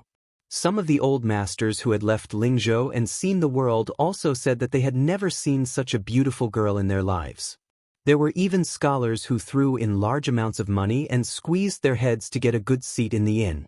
They took a sip of wine and had the thought of getting drunk even if the wine did not intoxicate them. They spread out the rice paper on the table and began to draw. The beauty who came from outside did not say anything. She treated everyone like they were nothing. She only drank the best-aged Huadiao wine in Lingzhou. When she ate, she chewed slowly. However, she was not as shy and reserved as a pretty girl from a humble family. She had a different style. However, there were 2 blades of different lengths on the table, which made many lechers who had bad intentions back off. How could a girl from a decent family go out alone with blades, and 2 at that? The more beautiful a flower was, the harder it was to pluck it. This was the awareness that a rich man's son had to have. It was also the truth that he had pondered for many years in his hometown. Just like the two princesses in Bailiang Palace, who dared to take a second look. Were they not afraid of having their eyeballs cut out? The head of the hedonistic young masters in Lingzhou, young Master Su, had long said, everyone coming out to be a hedonistic young master is not as easy as the commoners think. We have to pay attention to the rat holes and snake paths and rules. We have to be worthy of the head on our shoulders. The head is not used for shit, the butt is. Therefore, when the hedonistic young masters of Lingzhou went out to the neighboring provinces, they were especially proud. They looked down on the children of the local officials and always liked to boast about their family background, money, and brains. Since His Royal Highness had returned to the city, then when the beauty appeared, would His Royal Highness' figure be far away? The answer was somewhat different from what they had expected. The hateful but respectable His Highness the Crown Prince had arrived 3 days later than what they had expected, but he had still arrived. When he appeared, everyone consciously left the inn. Nonsense, who didn't pay the price of blood when fighting with His Highness the Crown Prince over the top courtesan? Young Master Tang from the neighboring Dengzhou had a strong family background. Not only did he have a third-rank official as his father, but he also had a second-rank official as his grandfather. He overestimated himself and tried to steal a courtesan from His Royal Highness. Didn't he break an arm and return to Dengzhou? After that, it was said that his father, who was the Dengzhou magistrate, personally came to apologize. In the end, he was not even allowed to enter the palace. His Royal Highness had only one word, scram. The inn was suddenly empty. There were no sparrows outside, but the innkeeper still had a flattering smile on his face. He offered the best flower carving that he had kept for many years with both hands, saying that he was bold enough to give His Royal Highness a welcome dinner. His father, His Royal Highness, who used to never give half a penny for drinking, suddenly turned around and tipped him with a 5,000 silver banknote. The innkeeper quickly hid behind the counter, his hands trembling as he held the banknote. He was not worried that His Royal Highness was just pretending to be forthright in front of the beauties, because no one had ever heard of the Crown Prince asking for a single cent back after leaving his pocket. He was definitely the Wang family style of not taking back what was given. Generally speaking, it was not false that Lingzhou City was afraid of His Royal Highness, but he had been lawless for so many years, so no one wanted to commit suicide. For example, those young ladies who were lucky enough to be invited into Bailiang Palace all said afterwards that they were only going to admire the scenery with His Royal Highness, leaving behind undergarments and other personal items. At most, they would just rub it a little, but they were not forced to do that kind of thing. At first, no one believed it, but after a few beautiful virgins left the palace and had their bodies checked, they found out that what they said was true. This made some of the dissolute women secretly angry that His Royal Highness did not kidnap them into the palace. Was it because they were not beautiful enough? Su Fengnian sat opposite Bai Hu and personally opened the flower carving. The fragrance of the wine instantly filled the air. He took a bowl of wine and did not take it. Su Fengnian put down the bowl and laughed. Don't worry, I have done the shady business of using knockout drugs, but I know that you are a master of profound internal strength, so I won't embarrass myself. Usually I would try it, but today I only brought Old Huang. I was afraid that you would hit my head with embroidered winter and spring thunder. What's more, I'm not gay. What's there to be afraid of? Are you afraid that I'll take your 2 sabers? You're underestimating me, aren't you? Bai Hu smiled and finally picked up the bowl and took a sip. These few ordinary subtle movements almost made Su Fengnian, who had seen countless beauties, dazzled. He wanted to beat his chest and stomp his feet to ask God why such a beauty was a man. Bai Hu's voice was soft and sweet. Someone who can give away the gold-swallowing treasure book of the dark sect so casually doesn't look like someone who would covet embroidered winter and spring thunder. Su Fengnian added, it's not, doesn't look like, it's isn't. In the 5 months since they met by chance and barely knew each other, Bai Hu had always been a woman of few words. She was only slightly better than mute, but she was not as willing to talk as she was today. He remembered that the first sentence she said was a bolt from the blue. I'm a man. Su Fengnian did not believe her at first, But after getting along with her for a long time, His Royal Highness, who was experienced in women, had no choice but to believe her. Although Bai Hu did not talk much, she was used to doing what she said. For example, when she killed the bandits, she said that she would kill all of them without leaving a half-dead one. She said that she would escort Su Fengnian to Lingzhou City after getting the secret manual. Even if she could go back on her words and leave, she still followed him to Lingzhou. Chapter 10. Then there was the feeling that White Fox's face gave people. He was indeed not a woman. He drank wine like he was drinking water and killed people like he was picking up grass. Su Fengnian trusted his intuition. He was the first to not be able to stand White Fox's condescending gaze. He solemnly vowed, "I am a young master, a big silk pants, not a beggar in your eyes." White Fox's face lightly replied with a hair-raising sentence, "I don't lie, but I also don't like people lying to me. If you lie to me after I enter Lingzhou, I will kill you and place the gold-swallowing treasure tome on your corpse." Along the way, Su Fengnian thought that White Fox's face was an out-and-out lunatic. He was a lunatic that was so beautiful that there was no limit to it. He was a lunatic that was so beautiful that there was no limit to it. He was a lunatic that was so beautiful that there was no limit to it. The key point was that he was also a man. Su Fengnian's heart was broken. He had already agreed that he would marry the world's most beautiful woman for Huang Man. If it was a woman, how simple would it be? Once they were in his territory, even the world's top 10 experts would have to obediently stay. Now, he only hoped that before his younger brother went down the mountain, he would meet the news that was circulating in Jianghu. He only hoped that the 4 sisters who were known as the world's 4 most beautiful women would not disappoint their titles. He would give his younger brother one, keep 2 for himself, and let the entire Jianghu fight for the last one. White Fox's face held a bowl in one hand and stroked a winter-embroidered saber in the other. The saber was publicly recognized as the head of the 9 short weapons among the 18 types of weapons. Those who practiced the sword were smarter and were too lazy to fight for the head of the 9 short weapons. They directly gave themselves the title of the Emperor of Weapons. The winter-embroidered saber was 3 feet and 2 inches long and the handle was 2.5 inches long. It was exquisite beyond compare. Compared to the simple and clumsy spring thunder, it was more beautiful. It was very in line with His Royal Highness's aesthetic. When he was traveling in Lingzhou, he liked to go to the armory and pick a pleasing-looking sword to hang on his waist. As for the winter embroidery saber, he estimated its weight to be about 2 caddies. However, White Fox's face once revealed that the saber weighed about 10 caddies and 9 taels when she was in a good mood. Su Fengnian did not have any strong points. He was born in Bailiang Palace and spent his childhood climbing up and down in the tide-listening pavilion of the Martial Library every day. He had seen the world, so he believed it immediately. As for the short and narrow spring thunder saber, it had never been unsheathed, and the face of the White Fox had never been mentioned. For Su Fengnian, it was a pity that it was neither big nor small. Su Fengnian raised his glass and said, "A toast to you." White Fox's face tilted its head slightly, but Su Fengnian knew that this meant that White Fox's face was inquiring. Hence, he replied with a smile, "I'm not thanking you for sending me back to Lingzhou. This is not a favor. I'll give you half of the gold-swallowing treasure tome and we're even. However, you've made me certain that there are masters in this world who can single-handedly overturn hundreds of bandits. Otherwise, my 3 years of suffering would have been in vain." White Fox's face continued to maintain that angle. Su Fengnian, who had a photographic memory, was not stupid.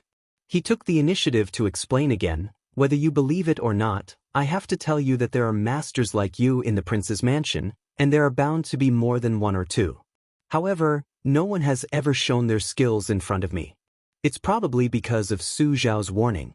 This has led me to suspect that flying over eaves, vaulting over walls, and stepping on snow without leaving a trace is just a boast from Jianghu people." White Fox's face lowered her head and drank a mouthful of wine. Su Fengnian smiled and said, "Say it. When I come to find you, what do you want me to do?" White Fox's face, who was teasingly called the most beautiful woman in the world by him, revealed a smile for the first time. Very in line with his style, she went straight to the point and said, I want to enter the Tide Listening Pavilion and read half of the martial arts manuals in the world. Su Fengnian was startled and said, "What do you want to do? Isn't it boring to learn martial arts?" Back then, I refused to learn martial arts no matter what. I practiced in winter and summer. Perhaps I wouldn't be able to take a break for the rest of my life. How can it be more comfortable than being an idle playboy? White Fox's lips curled up slightly, but she did not say a word. Apparently, people who walked different paths could not make plans together. Su Fengnian frowned and said, "Just to become the most powerful master in the world?" White Fox's face looked at the spring thunder saber lying on the table and shook her head slightly. Su Fengnian asked, "Could it be that you want to become more powerful because you can't compete with others for a woman for the time being?" White Fox's face glanced at Su Fengnian with a strange look, as if she was looking at an idiot. Su Fengnian was at his wit's end. He decided to shut up and drink to drown his sorrows. He did not forget to ask the tavern keeper to warm 2 pots of the best and most expensive yellow wine for Old Huang. Old Huang's surname was Huang, and he only liked yellow wine. He was a strange person with a strange temper, just like White Fox's face. However, why was Old Huang not a master like White Fox's face? At the thought of this, Su Fengnian gulped down more wine. White Fox's face opened her mouth slowly and said, "I want to kill 4 people." Su Fengnian was stunned. "Is it difficult even with your superb skills?" White Fox's face looked strange again. Su Fengnian immediately knew that he was being an idiot again. He said self-deprecatingly, "All right, then they are the top 10 masters in the world." White Fox's face looked out of the window with a lonely expression, just like the autumn scenery. Not far from it. 2 of them are first pin masters, the top 10 masters in the world. The other 2 are probably more powerful, but half of them are not from the Liang dynasty. Su Fengnian slapped his thigh and said, "White Fox's face, you are awesome. I like heroes like you." Su Fengnian felt that he had accidentally revealed the secret of heaven. However, the beauty who heard the nickname White Fox's face only smiled slightly, as if she did not hate it. Instead, she found it interesting. Su Fengnian asked tentatively, "The Tide Listening Pavilion is not a place you can enter whenever you want. For as long as I can remember, almost every year there are so-called heroes of Jianghu who are like moths to a flame and then thrown into the wilderness. I have seen it several times with my own eyes, and they died miserably. However, I can promise you that once you enter the prince's mansion, I will take out the 2nd book for you until you finish reading it. If, and I'm saying if, Su Xiao agrees, you can stay in the Tide Listening Pavilion. The prerequisite is that you don't hate those zombie-like guards. Heh, they aren't as handsome and humorous as me." Bai Huer had a long and narrow face, and her peach blossom eyes were shining with extraordinary splendor. She looked straight at Su Fengnian and said, "Su Huanghua, name your conditions." Su Fengnian said nervously, "I only have one condition. Tell me your name."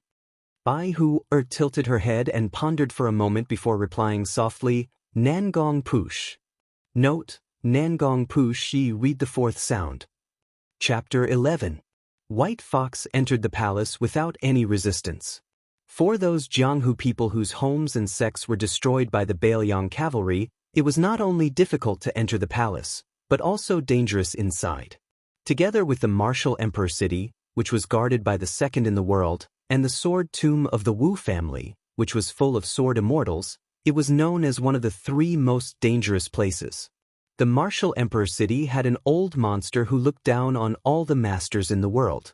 The sword tomb had a large number of withered swordsmen who were only allowed to use swords or even touch swords. In the Bailiang palace, in addition to the Bailiang cavalry guards on the surface, there were countless masters hiding in the dark. During that martial arts catastrophe, not only did the butcher Su Xiao kill many famous Jianghu masters like cutting rice straws, but he also attracted a large number of lackeys, who were not of good character but had abnormal strength. Since the first day Su Xiao went to the battlefield, he almost never took off his armor or left his saddle. For nearly 40 years, it seemed that he had no end to his meteoric rise.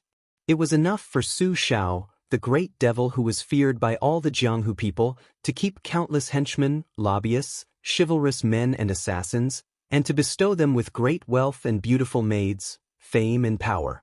After the martial arts library was built, there were many martial arts fanatics who went there to learn and were willing to sell their lives for the king of Bailiang. Who would dare to pull out Su Zhao's reverse scale? There was only one person who dared to call himself Daddy in front of Su Xiao, and it was only Su Fengnian who led White Fox into the palace. At this moment, His Highness the Crown Prince briefly introduced the scenery of the prince's mansion to White Fox, who only knew his name. As Su Fengnian said, he could not learn martial arts through hard work. He had the martial arts library that all the martial artists in the world dreamed of, but he only knew how to read some unorthodox books. Therefore, Su Fengnian did not have much mysterious feeling about the murderous intent every 3 steps in the dark of the prince's mansion. White Fox did not dare to take it lightly. When they arrived at the towering tide-listening pavilion, they looked up at the top of the pavilion with a complicated expression. Although it was called a pavilion, it was actually a proper attic with a pointed roof and layers of cornices that looked like one. Su Fengnian chuckled and said, "It is claimed to have 6 floors, but there are actually 9 floors inside. The number starts from 1 to 9, but there are people in the capital who have nothing better to do, so it is like this. As you can see, there are corridors on the 5th and 6th floor. There are no books or items on the top floor, it is empty. There are 5 people in the pavilion who are in charge of arranging the martial arts manuals according to the difficulty of practice from the bottom to the top. They should be the so-called guards in Jianghu. They are all old fellows I have known since I was young, and they come and go like ghosts. There is only one copyist, and I learned calligraphy, painting from him. He is a sickly person, more like a ghost than a ghost, but he is still addicted to wine. Every time I go upstairs, I have to bring him wine. If the guards say that they are masters, I will believe them, but if my half-master is, I will jump down from the 9th floor." White Fox did not ask to enter the pavilion. He did not even admire the thousands of carps in the lake. He turned around and walked away, saying lightly, "Help me get a set of summer mustard seed. The sacred steel forest temple of Buddhism only has half a set, but there should be another half in the pavilion. There are 6 books in total. I flip through the books quickly, so it is too troublesome for me to read one book at a time. It is also not worth it to me, because I will pay for the wine you need. I can only give you one of the embroidered winter and spring thunder, so I will feel more at ease if you don't go upstairs a few times. Can I have the spring thunder?" Su Fengnian asked softly, as if he was trying to bargain. White Fox was indeed a straightforward man. He said without hesitation, "Yes." Su Fengnian was surprised. "Are you really willing to give it to me?" White Fox, who was leaving, said calmly, "There is nothing in this world that I can't bear to let go." Su Fengnian, who was following behind him, twitched his mouth and muttered disapprovingly, "I am afraid that only those who are all alone are qualified to say this." White Fox's face lived in a secluded courtyard not far from the Crown Prince's courtyard. She lived a life of yellow and green lanterns that was extremely boring in Su Fengnian's eyes. She stayed up all night. Judging from her posture, she was only short of chiseling the wall to steal everything. Su Fengnian originally wanted to take this beauty to enjoy the scenery, but he gave up the idea. Other than delivering books to the courtyard, he went to the tide-listening pavilion to return the books. He only chatted a little when he delivered the books, asking about Jianghu matters. For example, he asked White Fox who was the top 10 masters in the world, and whether the 4 beauties were really the most beautiful. These were all naive questions for laymen. White Fox, who was living under someone else's roof, did not want to depend on others. He mostly ignored them. There was nothing Su Fengnian could do about it, but the only thing he gained was that the unreasonable White Fox face was now willing to let him touch the embroidered winter and spring thunder sabers. She did not even mind him taking out the embroidered winter and performing a few lame moves for himself. Regarding this, de Zhuge turned a blind eye and did not ask a single question. As soon as the news of His Royal Highness returning to the city spread, many rich playboys from Lingzhou who were close to Su Fengnian rushed to his door. At that time, he was still sleeping and de Zhuge chased them all away. Chapter 12. Until now, there were people who could enter the manor to disturb him. One was Yan Qiji, the second son of Yan Jieshi, and the other was the notorious young master Li of Fengzhou, Li Hanlin. Due to the unfortunate homophony of his name, the former was called Grandpa Eating Chicken by the nearby provinces and counties. However, he was a rare gentleman. He was a bookworm, but his scholarly style was rather cute. He was vague on small matters, but he was clear on important matters. Young Master Li, who had an elegant name, was a complete bully, throwing living people into cages to watch the tragedy of their bodies being dismembered was just one of the perverted interests of this #1 dandy in Feng province. He also liked both men and women. He especially liked young husbands with red lips and white teeth. He always had 1 or 2 handsome young boys in green clothes by his side to play with. He knew Yen Jieshi because young Master Yen was used to being His Royal Highness's follower since he was young. Su Fengnian also liked to tease this peer who always talked about the teachings of saints. As for Li Hanlin, this scum, he was cruel and merciless when it came to others, but he treated his friends well. Moreover, Li Hanlin had a sister who was extremely beautiful. Su Fengnian had been drooling for a long time, so he didn't want to be close to her. Other than the bookworm Yen Qiji and young Master Li Hanlin, there was also a good official's son whose surname was Kong. He followed his father to become an official in the capital and hadn't seen him for 4 years. He was a martial arts fanatic. When the 4 of them got together, the division of labor was basically Su Fengnian coming up with bad ideas. Yen Qiji, who was meticulous, was responsible for cleaning up the mess, and Kong was responsible for martial arts fanatic. If the matter was exposed, then Li Hanlin would be the scapegoat. It was a perfect plan. Brother Feng, Yen Qiji, who had been Su Fengnian's follower for more than 10 years, was already an elegant young master. However, when they met, he looked like he was about to cry. After he called out to Feng Zhou affectionately, his eyes became wet. Sigh, this guy was good at everything, but he was spoiled, sentimental, and sad like a girl. No wonder Li Hanlin felt that this guy was as good as him. However, he was a man and played with little husbands, while Yen Qiji was in love with Brother Feng. Brother Feng. Li Hanlin's greeting was much more domineering. He wanted to hug Su Fengnian, who had not seen him for a long time. However, Su Fengnian lifted his leg and gently pushed it against his abdomen. Li Hanlin laughed and said, "Stay away from me. You smell like a man." The gang of scoundrel friends reunited at the top of Mount Qingliang, the White Crane Tower, which was most suitable for gazing into the distance. Hanging outside this building was a couplet. An old friend sent me down to Yangguan, an immortal helped me up to Mount Huangshan. It didn't come from one of those famous calligraphers in the imperial court whose words were worth 1,000 pieces of gold. Instead, it came from the 8-year-old Su Fengnian. Now, it looked even more childish. However, even though His Royal Highness had improved, the copyist in the Tide Listening Pavilion, who was also His Royal Highness's half-master, said that this was the most unskilled couplet that His Royal Highness had ever written. Both the words and the meaning were the same. Back then, when the Great Pillar State was happy, he copied it and hung it up after meticulously copying it. All these years, there had been no sign of him changing it. Su Fengnian did not talk much about the bitterness and hardships of the past 3 years. He only picked out some fresh anecdotes of the Wulin world and told them to his 2 contemporaries. Listening to him, the 2 of them were shocked and envious. After drinking a pot of wine, Su Fengnian was almost done talking. Yen Qiji and Li Hanlin were still thinking about it. Su Fengnian walked to the corridor and leaned against the railing. He smiled gently and said, "Now you know that you're frogs at the bottom of a well. After I eat chicken, I'll definitely be able to read 10,000 books. I've also walked several thousand li. What about you, Hanlin?"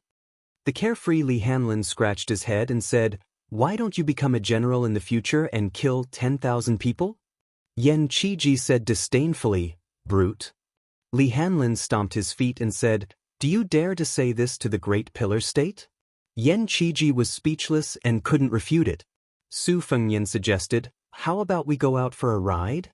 Li Hanlin was the first to agree. He said excitedly, "Then you must go to the Purple Gold House. Yu Huakue has not received a single customer for the past 3 years because of you. Her reputation has been overshadowed by a new Huakue." Su Fengnian asked, "Did you bring any money?" Li Hanlin patted his bulging belly and said, "Did you see? This time, I stole 10,000 taels of silver from the secret room. For Brother Feng, I've sacrificed everything. When I go back, I'll accept being grounded." Yan Qiji said mockingly, "Look at you." Li Hanlin was thick-skinned. He laughed and said, "Then you should steal some. Not 10,000 taels, just 1,000 taels. Do you dare? You scholars only know how to talk on paper. When it comes to serious things like scolding and fighting, which time didn't Brother Feng and us do the work? Even if you strip a woman naked, you wouldn't dare to roll on her belly. How dare you say I'm useless?" Yan Qiji's face turned red and he snorted. Every bleak night with the sky as his quilt and the ground as his bed, listening to old Huang's ear-piercing snoring not far away, Su Fengyan, who had changed from complaining to seeking joy in the midst of bitterness, would miss the time when they quarreled with each other.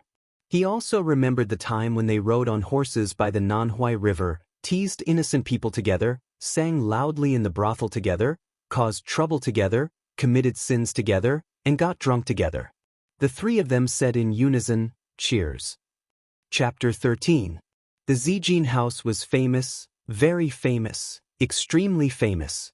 It was said that when His Majesty came to the northern Liang prince's mansion to avoid the summer heat, he had visited the Zijin house incognito, just to see the beauty of Li Yuanyuan, who deserved to be called the top courtesan of the 4 prefectures that year.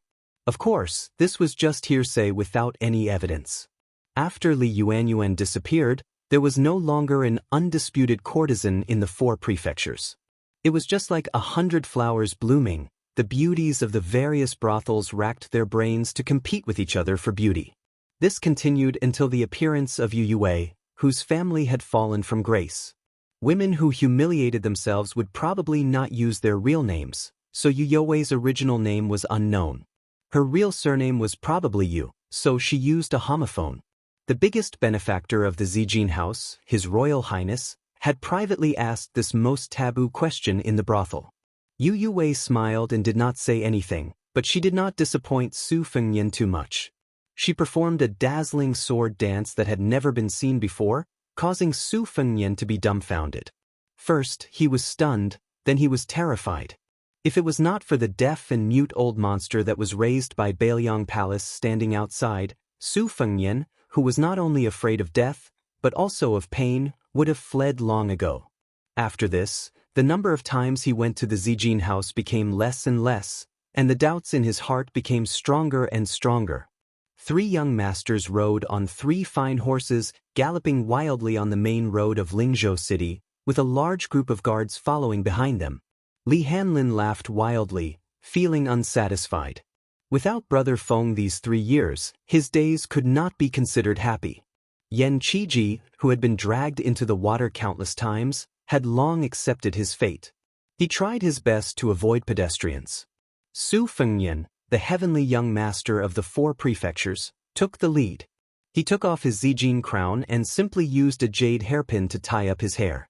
He gave up on the cumbersome sword, folding fan, jade bracelet, and so on, appearing even more elegant and handsome. He headed straight for the gentle land of gold and silver. The brothel keeper of the Purple Gold House was also a famous courtesan back in the day. Following the rise of the Purple Gold House, she was too lazy to show her face in public unless there were important guests. Today, however, she hurriedly dressed up and personally went out to welcome the 3 young masters who could do whatever they wanted. The 3 of them dismounted from their horses and handed the reins over to the big tortoise who had been waiting for a long time. Without needing Su Fengyan to say anything, the familiar Li Hanlin took out a banknote worth 500 taels and stuffed it into the neckline of the middle-aged brothel keeper, who was more charming than an entertainer. He laughed strangely and said, "Auntie Han, this young master has never tasted a woman of your age. Why don't you make an exception today?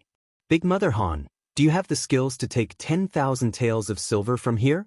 This young master has heard that back in the day, you were the best at playing the flute."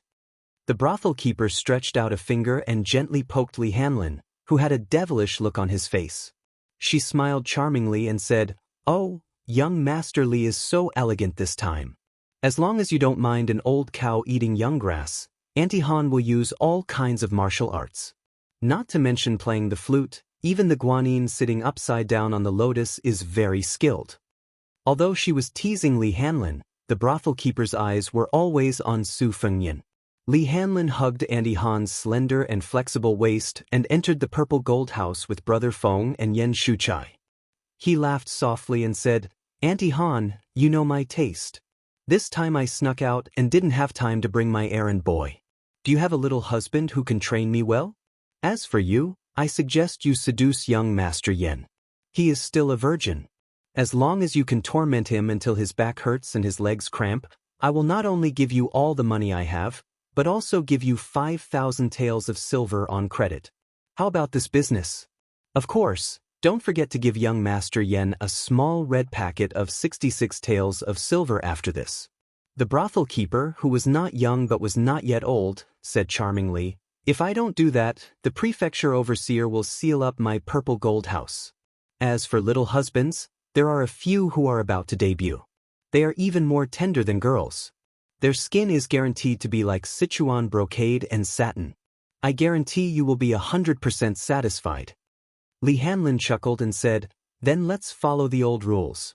His Royal Highness will go to Yu Huakui's place. I will find some fun myself.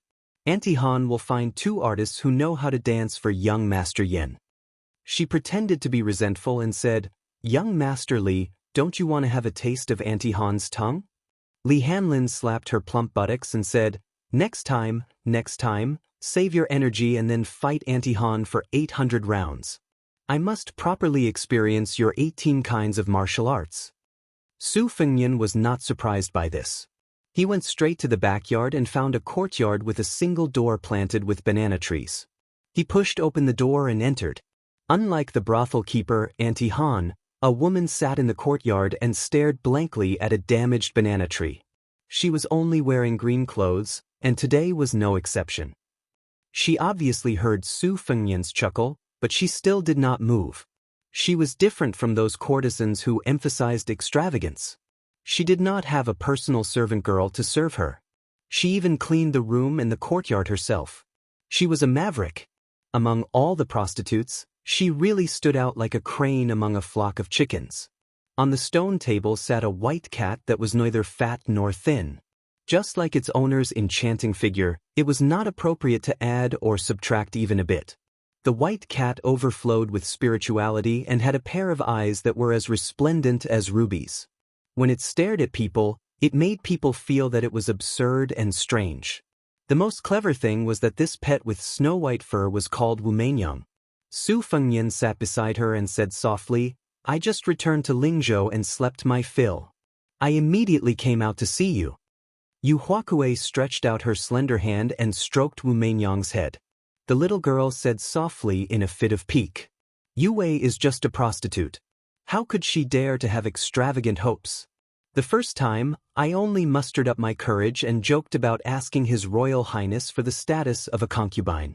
That person made a series of bad moves during the conversation, and I slaughtered a large dragon. The second time, it was just a sword dance, and that person didn't dare to stay in this courtyard any longer. I just don't know what kind of trouble will come up this time. That person won't come again." It was the hardest thing to enjoy a beauty's grace. Su Fengnian said angrily in an indignant tone, "That guy is really a good-for-nothing. He's as timid as a mouse and as petty as a bug. Miss, you don't have to get angry over this kind of person. The next time you see him, just give him a good beating." The corners of Yu Youwei's mouth curled up slightly, but she deliberately put on a straight face and said, "Oh, then may I ask where young master is from? What's your surname and name?"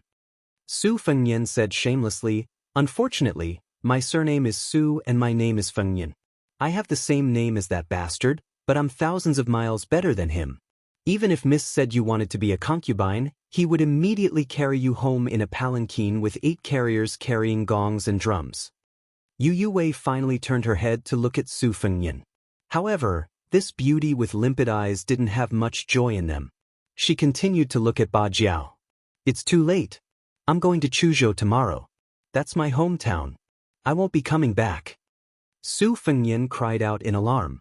Yu Yuwei retracted her gaze and stared at Wu Mainyang, who was relying on her for survival.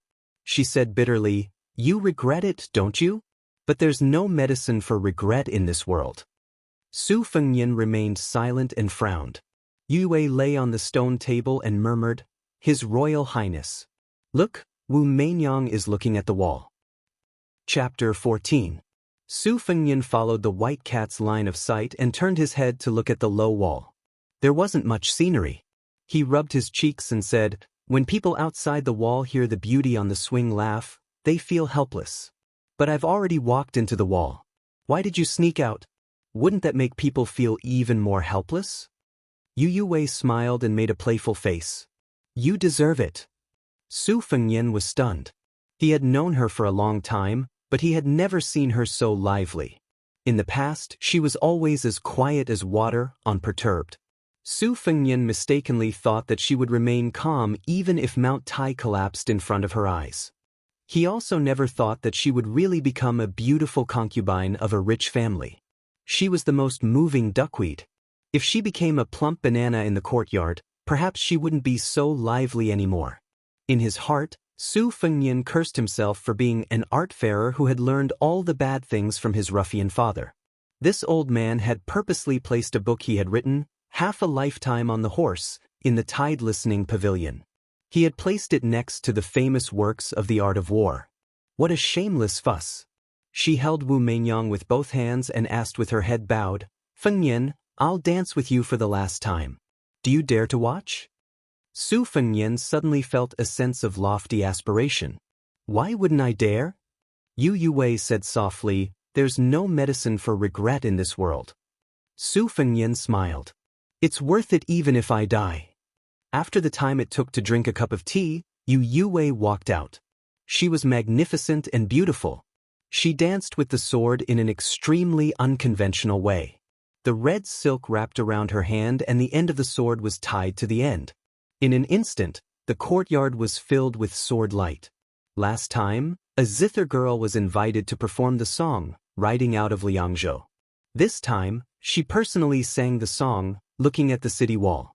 This poem was spread from the Xianxia Academy after the fall of West Chu. It didn't rhyme, but each word was sorrowful and indignant. It was ranked first among the mournful poems in the world. West Chu had a female gongsun. Her sword dance shook the world. The spectators were as dejected as the mountains, and the heavens and the earth bowed their heads for a long time. Among the 3,000 maids of the former emperor, Gongsun Jianqi ranked first. The flag of Great Phoenix City was lowered, and only the beautiful woman stood on top of the city wall. 180,000 people had taken off their armor, and there wasn't a single man left in the country. Just now, Wu Meinyang was looking at the wall. Then who was it that was looking at the beauty standing on top of the fallen city walls? The song ended. The long sword flew out with a murderous aura, aiming straight for Su Fengnian's head. She seemed to have heard the dying man's last words. 10 fingers peeling green onions. How good would it be if you could just talk with my hands without mentioning the sword? In that instant, Yue's delicate hands trembled, but her sword had already pierced out. There was no medicine for regret in this world. The poem, Gazing at the City Wall, was written by Yue's father for her mother. At that time, the father and daughter were wrapped in the tide of refugees. When they looked back at the city wall, there was only a delicate figure. Not long after her father returned to Xianxia Academy, he died of depression. Her real name was Xuanji, so she traveled a long distance to Lingzhou. First, she learned the most authentic Fengzhou accent, then became the most unbearable prostitute in the 3 religions and 9 schools. Fortunately, she was beautiful and was trained to be a courtesan from the beginning. She did not have to do the disgusting sex business. Then, naturally, she met His Highness the Crown Prince, who liked to flirt with women. They spent most of their time playing chess. This butcher's son was really unlike his father. He didn't know any martial arts. He was lustful, but he wasn't lustful. He didn't even mind telling her that many of his poems were bought with money from scholars to keep up appearances. Xuanji only learned the basics of Gongsuan's sword dance, but she was confident that it was enough to kill Su Fengnian. The premise was that there were no lackeys of Bailiang Palace standing outside the room. She did not get the chance to kill him for 5 years. Then, Su Fengnian disappeared for 3 years. In another half a year, it would be his mother's death anniversary. Yu Xuanji was prepared to leave everything behind and guard the tomb for the rest of his life. But he came back, and there were no bodyguards guarding the entrance of the courtyard. Was this the will of heaven? She asked him if he dared to watch the sword dance. He said that death was worth it. Assassinating His Royal Highness, the most beloved son of the Pillar State Su Shao, she must die. No one in the world could survive after doing such a thing. Well, there was a companion on the road to the netherworld. When the time came, he could beat and scold her as he wished. Yu Xuanji could not bear to watch anymore. There was a clang. The sword that was an inch away from Su Fengnian's forehead broke into two. Yu Xuanji opened her eyes in a daze. She did not know when, but there was a woman in a white robe in the courtyard. Even she had to praise her beauty. Failed the assassination? Yu Xuanji did not know if she was sad or lucky. She still had a sword in her hand, which was originally meant to kill herself to escape the humiliation. She raised her hand and was ready to slit her throat and die a clean death. Unfortunately, Wu Meinyang was going to become a stray cat. That man also said that when the snow covered the ground, standing in the tide-listening pavilion of the prince's mansion, one could see the most beautiful scenery. How beautiful was the most beautiful? Without Su Fengnian saying anything, Yu Xuanji, who was determined to be a dead man, was grabbed by the peach blossom-like woman with one hand and snatched the sword away. With a casual toss, she cut off a large piece of banana leaves. That was not enough. She hit Yu Huakuei's abdomen with her knee, making this pitiful beauty bow like a shrimp. Su Fengnian wanted to mutter, "Why does a beauty have to make things difficult for another beauty?" But after witnessing the ruthlessness of the white fox's face, he tactfully kept his mouth shut. Then he saw the dazed Yu. Although Su Fengnian was certain that he would not die here, he could not help but want to curse her, "Bitch!" and then rush up to her and give her 17 or 18 slaps. But he thought to himself, a little impatience will spoil the great plan of sharing the same bed. He exhaled a mouthful of foul air. Outside the 4 provinces of the cold land, it was easier for Su Fengnian to die than to live. But in the cold land, it was much more difficult to die than to live. You bunch of assassins are like carps crossing the river. Do you really think that my father, who is the pillar of the country and the king of Bailiang, is an embroidered pillow? Moreover, Su Fengnian had experienced the hardships of being at the bottom of society for the past 3 years. His mind had matured a lot. Back then, he was only puzzled by Yu Huakuei's inexplicable sword dance. He was now hanging out with his father, Yuan Zuozong, and a group of first-class martial artists who had walked on the battlefield every day. His Royal Highness did not know martial arts, but even if he had never eaten pork, he had seen pigs run. When he returned to Lingzhou, he had made up his mind to take the risk and confirm what medicine Yu Yuwei had in her gourd. If it was an aphrodisiac, that would be the best. He could take it home and enjoy it. If it was a poison, he could survive it. But as for the result, what else could a man who had suppressed his anger for 3 years do to a beautiful woman who he wanted to pounce on in her sleep? The only unexpected thing was that the one who made the move was White Fox's face. She was not the most powerful and domineering master in the residence that he had told his father in advance. Of course, looking at the situation, even if White Fox's face was not that high, it was quite high. Su Fengnian said shamelessly, "White Fox's face, do you have any techniques to make her lose her resistance?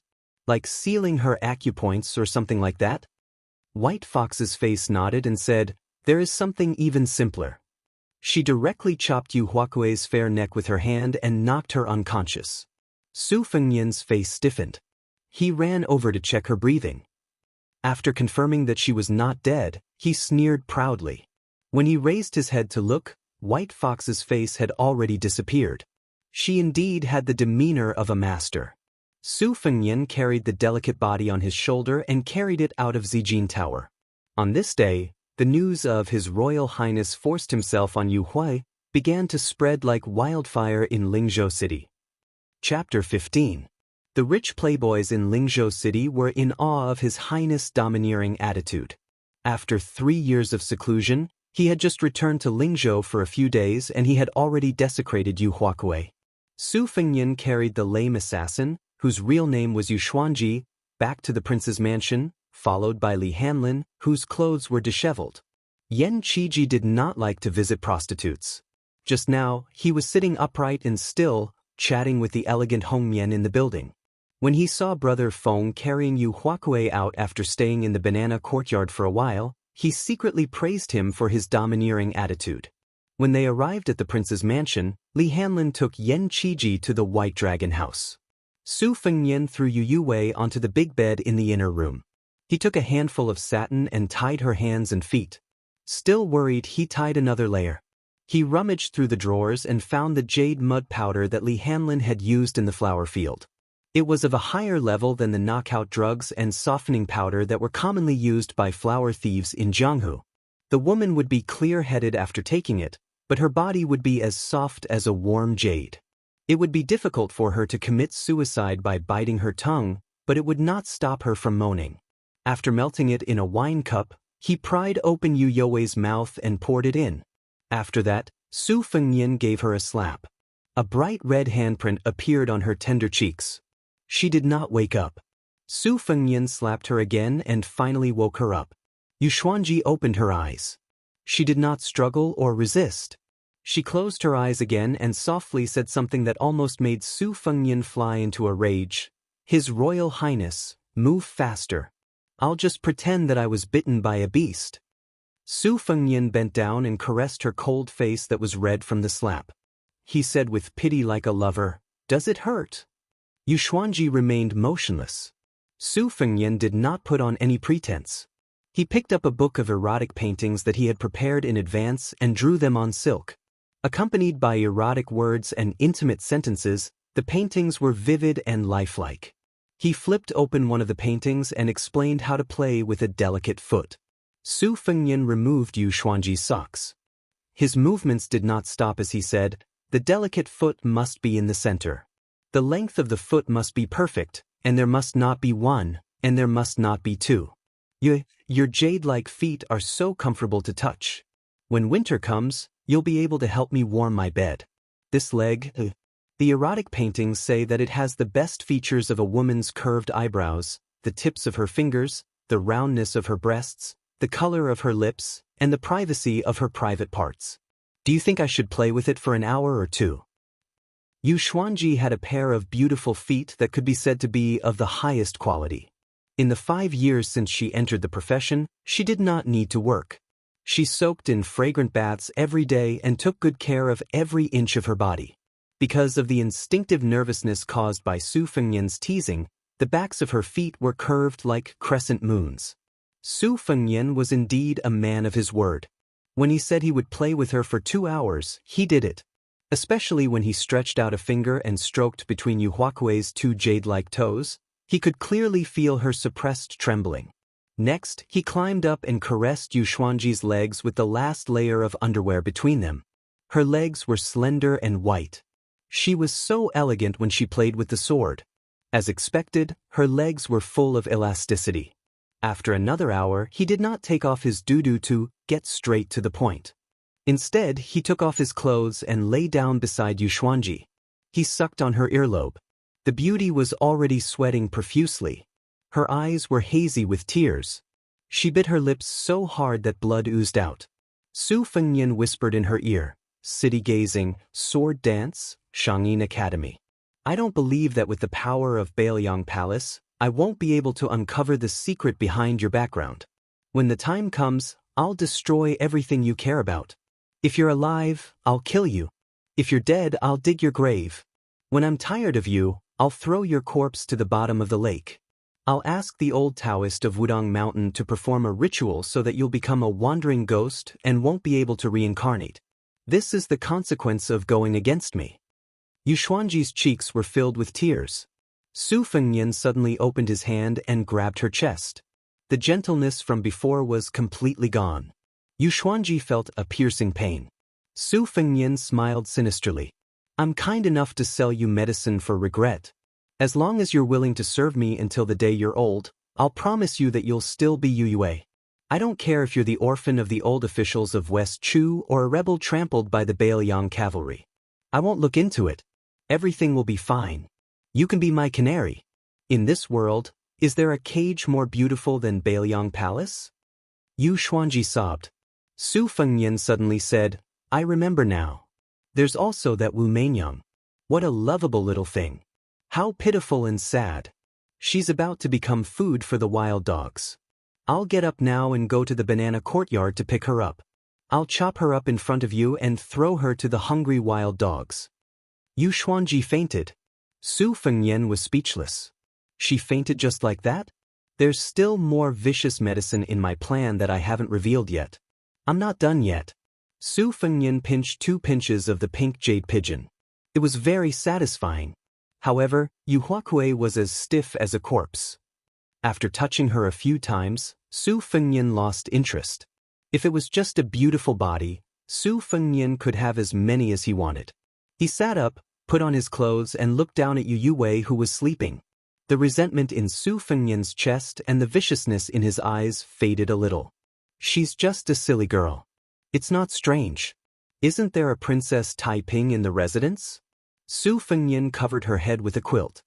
His Royal Highness had a scale for the beauty of a woman in the world. 100 copper coins, 1 tael of silver, was the limit. 60 copper coins was the average. Only those above 80 copper coins could enter Su Fengnian's eyes. In his opinion, White Fox's face could be worth 95 copper coins.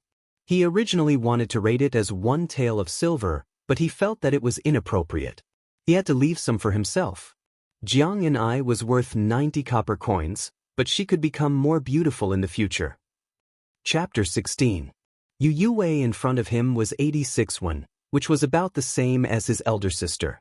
There were not many beautiful women and maids in the residence who were over 71, but they were not few either. Using His Royal Highness's terminology, it was not a technical job. Su Fengnian did not practice martial arts, but he did not dare to indulge in excessive sexual desires. He was very selective and would rather go without than have something substandard. His character was elegant. Su Fengnian busied himself for 4 hours. After eating some warm pastries in an exquisite food box, he regained his strength. He sat by the bed and slapped Yu Huakue awake again. He said coldly, Do you want to eat buns made with Wu Mainyang's meat? Yu Xuanji finally cried hoarsely. Su Fengnian rolled his eyes and said, I'm lying to you. I might as well tell you the truth. If I want to vent my anger, I'll just go against you and your family. After I throw you into the lake, I'll take care of Wu Mainyang for you. She'll definitely be white and fat. She stared at Su Fengnian in a daze. Su Fengnian sneered and said, When have I ever lied to you under the bed? She felt wronged and said, You're sitting on the bed right now. Su Fengnian flew into a rage out of humiliation. He suddenly stood up and said, Motherf asterisk her, I'm going to chop Wu Mainyang into minced meat right now. Just as he stood up, he heard Yu Yue say softly, I'll be your slave. From today onwards, I'm just Yue. Su Fengnian turned around and stared at Yu Huakue, who had a dead expression, and asked, Can I trust you? She closed her eyes and said bitterly, Then kill me first, and then kill Wu Mainyang. Su Fengnian hesitated for a moment before releasing her hands and feet. He then moved far away from her and said, You'll sleep here tonight. Tomorrow, I'll arrange a courtyard for you. You'll be my housewarming concubine. Don't expect a title. Without my permission, you're not allowed to walk around. She said calmly, I miss Wu Mainyang. That night, His Royal Highness sent people to the Purple Gold House to redeem Yue. Other than a white cat, nothing else was brought back to Bailiang Palace. The moon was bright and the stars were sparse. The two of them slowly walked up to the platform of the tide-listening pavilion, a strange combination. Su Xiao and Su Fengnian had attracted the attention of White Fox. Because the deceased Wang Fei believed in Buddhism all her life, there was a square Buddhist pagoda under the majestic platform, engraved with 8 plum blossoms. The body of the pagoda was shaped like a bowl, with a boat-shaped niche in the middle. Inside the niche, there was a Buddha sitting in a lotus position with a solemn expression. At the base of the pagoda, there were 8 stone carvings of Vajra holding up the pagoda. This building was undoubtedly the feng shui of Lingzhou city. Lingzhou lacked water, so the king of Bailiang, Su Xiao, used manpower to expand the lake into a sea, meaning water pen. The listening to the Tide Pavilion was tall and majestic, built near the water, gathering the spiritual energy of heaven and earth and absorbing the essence of the sun and moon. There were 3 horizontal plaques under the eaves of the first floor of the main pavilion. In the east, there was a plaque with 9 dragons, which was bestowed by the emperor. Before entering the pavilion, de Zhugua chuckled and said, "Saving Fengnian's life in exchange for Mr. Nangong's entry is a good deal for me." White Fox's expression was as usual, and she did not answer. When the door was pushed open, a huge white marble relief of the flying fairies of Dunhuang came into view. The flying fairies in the painting were as tall as real people. Even White Fox, who had seen a lot, was stunned for a moment. The slightly hunchbacked king of Bailiang, Su Shao, chuckled and introduced, "In the west hall of the first floor, there are 30,000 scrolls of martial arts in the world, which are not very valuable. I just collected them to occupy a place and add to the scholarly atmosphere of the 10,000 scrolls in the house. The second floor is a secret floor. In addition to the 4,000 unique scrolls of the Yin-Yang study, there are also 49 rare weapons in the world, which is my second daughter's favorite place. On the third floor, there are 20,000 scrolls of profound secret manuals. On the fourth floor, there are some rare stones and antiques collected in the secret floor. Fengnian always scolded it for being stinky. The fifth and sixth floors are where the Jianghu heroes who risked their lives to sneak into the king's mansion are after. I believe that ordinary masters will not be able to understand anything further. As for the top floor, it is empty. Mr. Nangong, if you want to climb up and look into the distance, you can go to the White Crane Tower at the top of the mountain."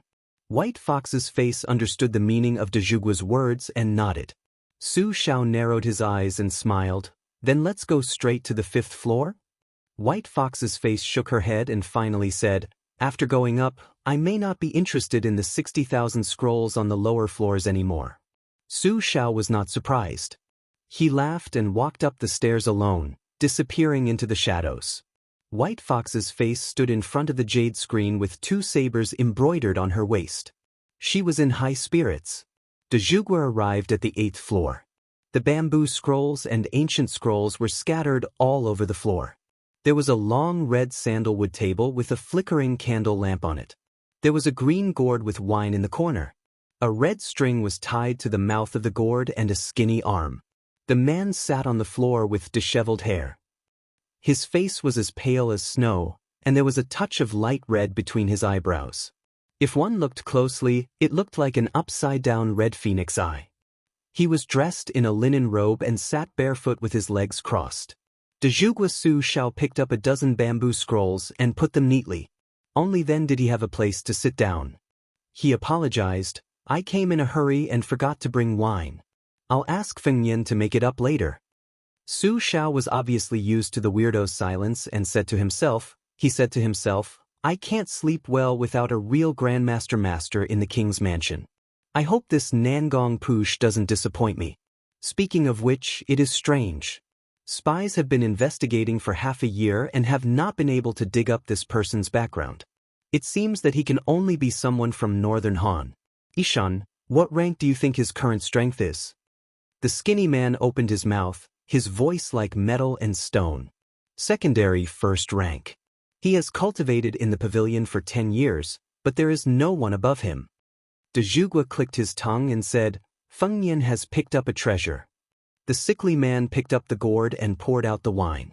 There was no more wine. He immediately lost interest and stopped writing, his eyes lifeless. Su Shao stood up and raised his head to look at the Earth Immortal painting on the southern wall. With his hands clasped behind his back, he frowned and said, "Ishan, Fengnian will soon be 20 years old. For the ceremony, you should present him with a courtesy name." The man thought for a moment. "Su Fengnian, courtesy name Tianlang." De Zhugua Su Shao suddenly burst into unbridled laughter, rather proud of himself. Chapter 17. Light snow came after Lidong, but there was no snow during this season. This made His Royal Highness, who loved to drink warm wine and read forbidden books on snowy nights, very disappointed. White Fox's face had already stayed on the first floor of the Tide Listening Pavilion for half a day. She was in a trance, and her perseverance made Su Fengnian, who could not bear hardships, feel ashamed of his inferiority. However, this did not stop Su Fengnian from having fun in the prince's mansion. Courtesan Yu Yue settled down and lived in a secluded courtyard where two kinds of plants were planted overnight. The white cat, Wu Mainyang, seemed to be very satisfied with the new nest and had gained some weight. Su Fengnian gave Yu Yue the best mink fur coat and the most exquisite food, but he did not touch her smooth jade again. He deliberately kept a distance from her. That round Lucio was right. Raising a human was the same as raising an eagle. They had to be trained slowly. If they were too fast, they would lose their spiritual aura. If they were too slow, they would not be obedient. Everyone in the mansion knew that His Royal Highness liked to go boating on the lake alone. Every time he reached the center of the lake, he would throw down a few things. When the weather was warm, he would dive into the lake and only resurface after a long time. It was probably because the crown prince was naturally close to water. Today, Su Fengnian was very interested in being a boatman. He rowed the boat to the center of the lake and muttered a few words to himself. Then, he tied a few pieces of steaming roast venison to a stone and threw them down. Then he lay down on the small boat and enjoyed the warm winter sun. He was about to fall asleep when he heard a voice calling him while he was half awake. He sat up and saw a slender woman wearing a luxurious red fur coat standing in the pavilion by the shore. Several strangers were standing near the familiar slender figure. She waved her hand vigorously. Su Fengnian was pleasantly surprised. He rowed the boat back and jumped into the pavilion. In the end, he was hugged by the woman. Her fragrant lips nibbled on Su Fengnian's face. With a face full of rouge and lipstick marks, Su Fengnian affectionately called out, "Sister." In this world, the only person who dared to flirt with His Royal Highness was the eldest daughter of the Pillar State, Su Jihu. The two siblings had been very close since they were young. Before she got married, Su Fengnian was dragged to bed with her even when he was 12 or 13 years old. If it was said that the king of Bailiang, Su Shao, was the most protective of Su Fengnian, and Su Longxiang was the most obedient, then Su Fengnian was definitely the one who doted on him the most. As soon as Su Jihu received a letter from his father saying that his younger brother had returned to the city, he immediately rushed back to his mother's home with a group of servants.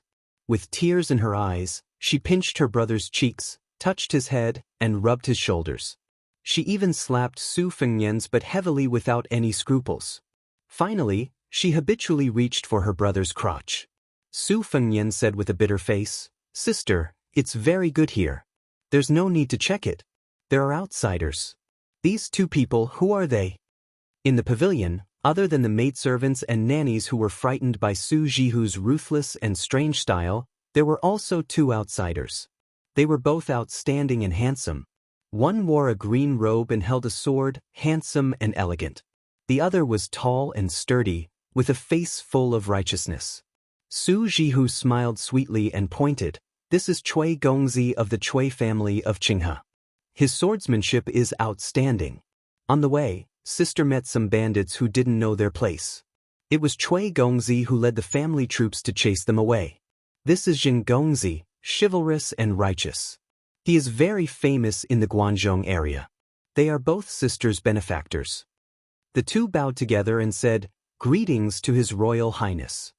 Su Fengnian smiled and said, "Since you are my sister's benefactor, then you are my benefactor as well. Do you have any martial arts techniques that you want to practice? There are quite a lot of books here. I'll get someone to bring you a few." The elegant-looking Cui Gongzi's eyes were burning, but he concealed it well and evaded. The wandering hero Jin Gongzi, on the other hand, was not interested. Su Fengnian scolded, pretentious, and stupid in his heart, but his expression was still warm. He said a bunch of polite words. Su Jihu did not find it boring. In her eyes, her brother was the most perfect. Even when he fell flat on his face while learning from a horse, it was still a very elegant posture. Su Fengnian waved his hand and called Jiang and I over. He had her lead the two Gongzi to walk around the mansion. Then he dismissed all the servants, leaving only the sister and brother who had not seen each other for many years.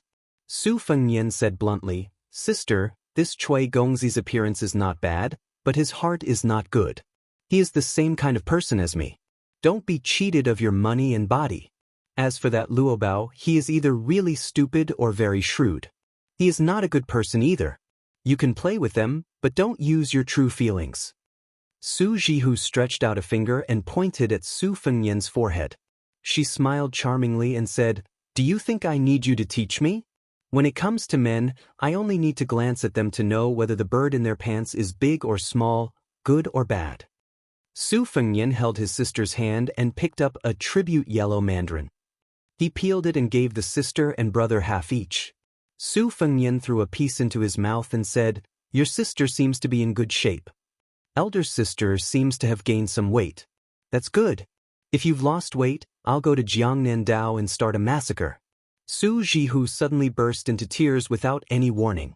Su Fengyan thought that his sister had been bullied over there. He gritted his teeth and said, "Sister, tell me, who made you unhappy? I will bring people to kill them." Su Jihu wiped her tears and stopped crying after a long time. She pulled Su Fengyan's hand and looked at the calluses on his palm and fingertips. She choked with sobs again. "I know that your 3 years of travel have not been easy. In the past, you would not have been willing to swallow an entire piece of mandarin. Even if I was willing to tear off the shredded mandarin, you might not have been willing to eat it. I have never had to worry about food and clothing, so how could I have suffered? Even if I was a widow who had been stabbed in the back, to me, it was nothing more than an itch. But you have traveled for 3 years and traveled thousands of miles on foot. I don't even dare to think about it. What a heartless father. I will find him and settle the score. If he doesn't love you, you can follow me to Gangnam-do. It is rich and the girls are beautiful." Chapter 18.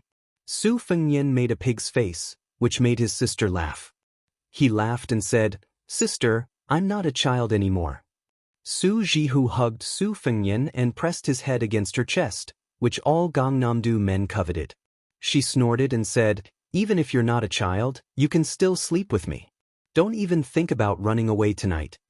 Su Fengyan said shyly without any sincerity, "Sister, that's offensive." Su Jihu twisted her brother's ear and threatened, "Do you believe that I won't tell everyone about your heroic deeds of wetting the bed when you were 8 years old? Also, you were lying on the same bed as me when you were 12 years old. Every time you woke up in the morning, your hand would be on me." Su Fengyan glanced at his sister's chest from the corner of his eyes. He wanted nothing more than to dig a hole and crawl into it. He said flatteringly, "Sister, let's not kill each other, okay? Come, let me massage your shoulders." Su Jihu, who was enjoying His Royal Highness's skillful massage, squinted her eyes and looked at the lake. She sighed and said, "When you came back, Huang Man left. I don't know if it's because I left, but that girl came. The 4 of us never had a reunion." Su Fengyan asked, "Sister, when it snows, do you want to go to Wudong Mountain and enjoy the scenery?" Su Jihu smiled and said, "Since that heartless coward asked for the heavenly Tao, I'll just let him be alone for the rest of his life. I'm not so shameless as to beg him. If you didn't mention it, I would have forgotten that there was such a person." Su Fengyan said, "Oh," and didn't touch on the pot that didn't boil. Su Jihu fiercely kissed Su Fengyan's face and sweetly said, "Elder sister is narrow-minded and has a narrow vision. Therefore, as long as younger brother is around, all men in the world are vulgar things that cannot be seen." Su Fengyan pretended to be sad and said, "It's a pity that we're siblings." Su Jihu twisted his ear and scolded him, "Stupid. When a woman got married, it was like spilled water. There was heavy snow during the heavy snowfall. No matter how reluctant she was to leave, half a day of reunion passed by in a flash." Her sister, Su Jihu, finally decided to return to Gangnam-do. She said that it was snowing and that she would not be able to bear to leave if she did not leave now. That day, Su Fengyan sent him off for 30 li on horseback, and then rode alone back to the city. Returning to the Wang Fu, Su Fengyan, who was in a bad mood, called his maidservant Jiang and I and concubine Yu Yuwei to the lakeside pavilion to admire the snow. The surface of the lake had long been frozen, but heavy snowflakes continued to pour down, covering the vast expanse of white land. Su Fengyan shook his head, stood up, and drank a mouthful of warm wine to warm his stomach. He muttered something that no one understood. "Old Lake Kuei, don't freeze to death at the bottom. Su Fengnian turned to look at the tide-listening pavilion across the lake. White Fox's face had not shown up for a long time. Inside, she was reading the vast martial arts scroll. Was she well? Finally, he looked in the direction of Mount Wung. Su Fengnian did not understand those martial artists who spent their whole lives pursuing the great realm of martial arts. As for those lunatics who pursued the illusory and supreme way of the heavens, he did not understand at all. He only knew that if that young Taoist who rode the green ox was willing to nod his head, his sister would be happy. Therefore, Su Fengnian did not have the slightest good impression of Mount Wudong, which had been passed down for thousands of years. His sister was narrow-minded, but he was narrow-minded. Su Fengnian poured a cup of warm wine for Jiang and I and handed it to her. She responded with a sneer. It was true that she was the princess of a fallen country, and her master even said that she was the favored one who carried the world's fortune. However, in Bailiang Palace, she was only a female servant. She had to follow the rules for food, clothing, housing, and transportation. Therefore, she shivered in her thin clothes and glanced at the fog of wine several times. Su Fengnian mocked, "You want to drink wine, but you don't want the one I gave you. You can't take it yourself either. You and I are both tired. I'm just a good-for-nothing prodigal. If you have the ability, go assassinate His Majesty the Emperor or my father. What kind of hero are you to make life difficult for me?" Jiang and I said coldly, "I'm just a weak woman. I only have a handful of divine talismans. I can only kill you. If I don't kill you, who else can I kill?" Su Fengnian was speechless. He drank a mouthful of wine and curled his lips. "Scoundrel. We're a good match." Jiang and I simply closed her eyes to rest. Yu Yuwei, who was holding Wu Mainyang in her arms, was very curious about the identity of this beautiful female servant. A white rainbow flew out of the pavilion. It landed in the lake not far from the tide-listening pavilion. For the first time, the white-robed White Fox's face pulled out the embroidered winter, spring, and thunder blades at the same time. The embroidered winter blade was 3 feet and 2 inches long and weighed 5 kilograms. The person who made the blade did not seek sharpness. On the contrary, he sought to blunt the blade. The spring thunder blade was 2 feet and 4 inches long and weighed only 1 kilogram and 3 kilograms. Its entire body was bluish-purple. It could easily cut through heavy armor. The embroidered winter blade rolled up 1,000 layers of snow. It was as if the heavy snow in the world was moving like a shadow, slanting toward the white-robed person who was moving swiftly on the lake. It was majestic and magnificent. The spring thunder blade was cold. The ice on the lake's surface split into nearly 100 astonishingly huge grooves. The wind and snow were confusing to the eyes. Su Fengnian, who had just picked up a cucumber and was gnawing on it, froze. He stared at the person and the 2 blades in the lake as if he was looking at an immortal.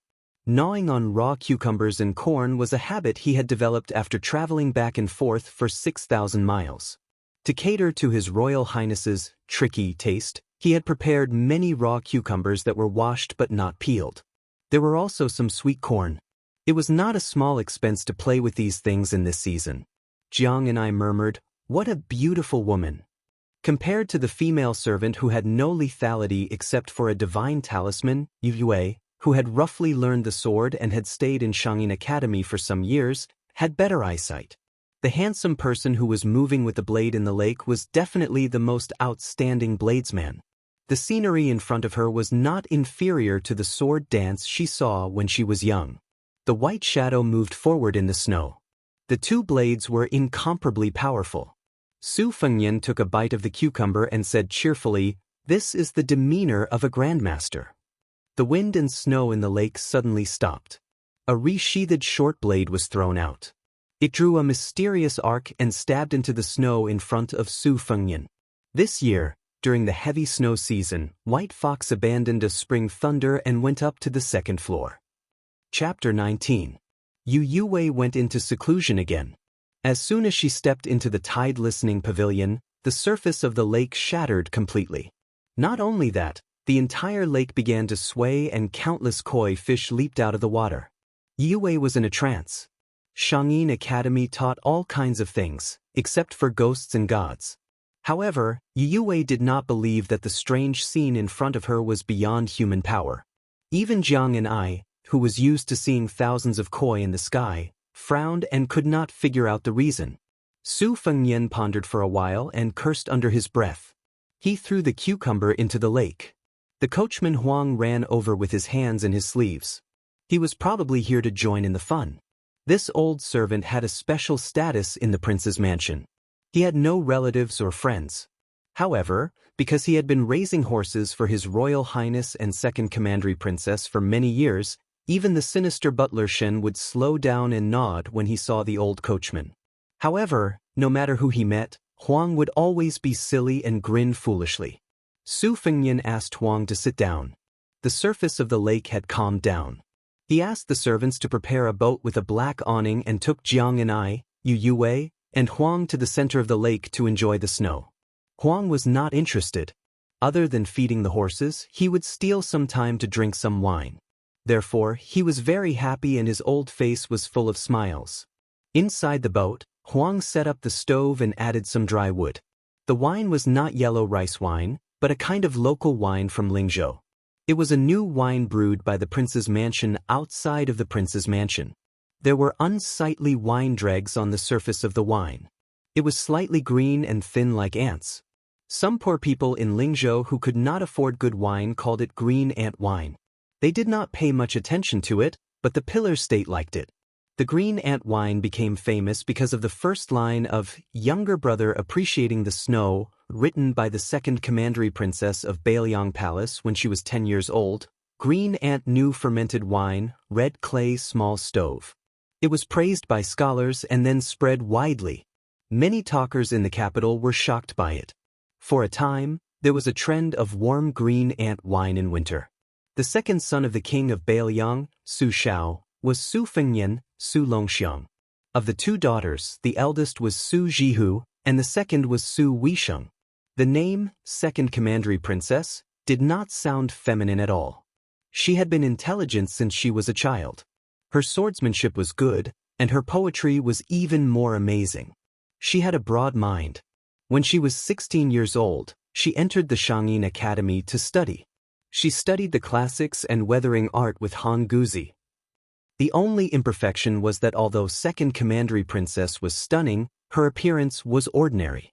She was not as beautiful as First Commandery Princess and His Royal Highness. Jiang and I still did not drink because she hated the green ant wine. She hated everything related to that woman. Her hatred was second only to Su Fengyan. Yue drank a few bowls, and Su Fengyan and old Huang drank the rest. The atmosphere at the Tide Listening Pavilion was tense as if they were facing a formidable enemy. De Zhugua, who was wearing a thick fox fur coat, waved his hand when he saw them boarding the boat. The 6 or 7 shadow masters in the mansion slowly retreated, and 3 of the 5 guards came out. Su Fengyan, who was drunk, pointed at Jiang and I and then at you. He laughed and said, "You and you, we have no grudges against each other, but you make it so that we can't live under the same sky. Kill me? Sure, Jiang, take out the divine talisman and I'll let you stab me. I'd like to see if my Wuxia armor is sturdier or your dagger is sharper. Why don't we make a bet? If you win, we don't need to talk about the result. If I win, you give me a smile. What do you think, Princess Taiping? Is this a good deal?" Jiang and I narrowed her beautiful eyes, eager to try. Jiang. Divine talisman. Princess Taiping. Yue, whose mother was a sword attendant of the former emperor and whose father was a retired official in West Chu, trembled her hand, causing Wu Meinyang to yell lazily in her arms. Su Fengyan threw away the golden fox fur coat and tore open the lapel inside, revealing the navy blue armor that he was reluctant to take off after returning from his travels. He opened his chest and said, "Come, stab me." Jiang and I was hesitating, waiting for an opportunity like a leopard cub. Old Huang was not worried about bleeding. The eldest young master had suffered a loss because of his lack of Jianghu experience. Later, he became more and more cunning. In the end, she gave up the tempting opportunity and sneered, "You'll do a losing deal? I'd rather believe in a ghost than you." Su Fengnian quickly put on his clothes and put on the fox fur coat again. He laughed and said, Fortunately. I was so scared that I broke out in a cold sweat. As expected, I can't drink too much wine. Old Huang, go row the boat. Let's go back and save our lives from the gates of hell. Jiang Ni's eyes were full of vexation. Old Huang was happy with the young master. When they got ashore, Jiang and I left resentfully. Yu Wei did not put on the mink fur coat he sent to the courtyard. Instead, she gave her the fox fur coat that was the only luxurious one in the entire prince's mansion. She patted Wu Meinyang's head and said casually, You learned the Fengzhou accent to fool people, but in the banana courtyard, a small test exposed you. On the boat, a half-real and half-fake Princess Taiping of West Chu hooked your foxtail. Yu Wei, you're really not suitable to be an assassin. In the future, you should be content to be a caged canary. Look, I didn't lie to you. There's an extremely beautiful snowy scenery here. After saying this, Su Fengnian shouted the jargon of the bandits. The wind is tight, let's go. Then he ran away with his servant, Old Huang. Yu Wei, who was wearing the golden fur coat, stood in place. It was hard to tell whether she was wearing the fox fur coat or the wind and snow. In the 6th year of the Liang dynasty, on the 28th of the lunar calendar, the king of Bailiang, Su Shao, and the crown prince, Su Fengnian, set out at dawn. Except for Chen Jibao and Chu Lushan, the other 4 adopted sons followed. 300 cavalrymen majestically headed for Mount Jihua in Kunzu. Chapter 20. Although this mountain was the place of Ksitigarbha Bodhisattva, the Liang dynasty had always worshipped Taoism and suppressed Buddhism. Mount Jihua was located in a remote area and there were no temples or Buddhas to worship. Most importantly, de Zhugwa had deliberately expelled random believers, making Mount Jihua seem particularly lonely. There was a 1,000 Buddha pavilion at the top of the mountain with a huge bell on the roof. The ringing of the bell here was very particular. It was rung 108 times a day, not more, not less. There were also bells in the morning and evening. Each time, it would be rung 18 times, then 18 times, then 18 times at a leisurely pace. It was repeated twice, a total of 108 times a day, which corresponded to the 24 solar terms and 72 climates in the 12th month of the year. After the death of the princess, Su Shao, who had never taken a concubine in his life, even made up his mind to never marry again. Every year, he would personally come to 1,000 Buddha Pavilion at the top of the mountain and ring the bell in the morning and evening. Before entering the mountain gate, everyone tacitly took off their armor and dismounted. Su Shao and Su Fengnian walked side by side. The 4 adopted sons, Yuan Zuozong, Yi Shizhen, Yao Jian and Qi Dangwa kept a distance, not daring to cross the line. Among the 4, Zuoxiong was the vanguard general who could easily take the head of a general in the midst of thousands of troops. His martial arts were superb, and he was also outstanding in marching troops. Yi Shizhen was a Confucian general who was good at scheming and strategizing behind the scenes. He was the opposite of Lu Qiu, who liked to scheme behind the scenes. Yao Jian was from a side branch of Taoism and was good at searching for dragons. He always carried a green capsule scripture of geography with him and liked to squat on the ground and chew the soil when he was free. Qi Dangwa was the bearer of the Bailiang cavalry's flag with the word Su. As for the head of the 6, Chen Jibao, he was known as the villain butcher. His achievements in his life could be seen from a single leaf. That night, the 6 of them stayed at the ancient temple at the top of the mountain. On the 29th day of the lunar calendar, de Zhugwa Su Shao rang the bell 108 times. Before going down the mountain, Su Shao and Su Fengnian stood in the corridor of 1,000 Buddha Pavilion at dusk. De Zhugwa said softly, After your coronation, you will be the one to ring the bell in the future. Su Fengnian nodded. The mountain wind suddenly rose, and the sea of clouds drifted away in the twilight. The mountain ranges and ridges were like immortal islands in the sea. The mountain wind rose again, and they were hidden in the waves of the sea of clouds. The atmosphere was majestic. Occasionally, dozens of mushroom-shaped cloud pillars would be stirred up from the sea of clouds. They would soar into the sky and slowly fall down, turning into wisps of floating clouds. This was a unique scene of Mount Jihua. Su Xiao stretched out his hand and pointed at the mysterious scene.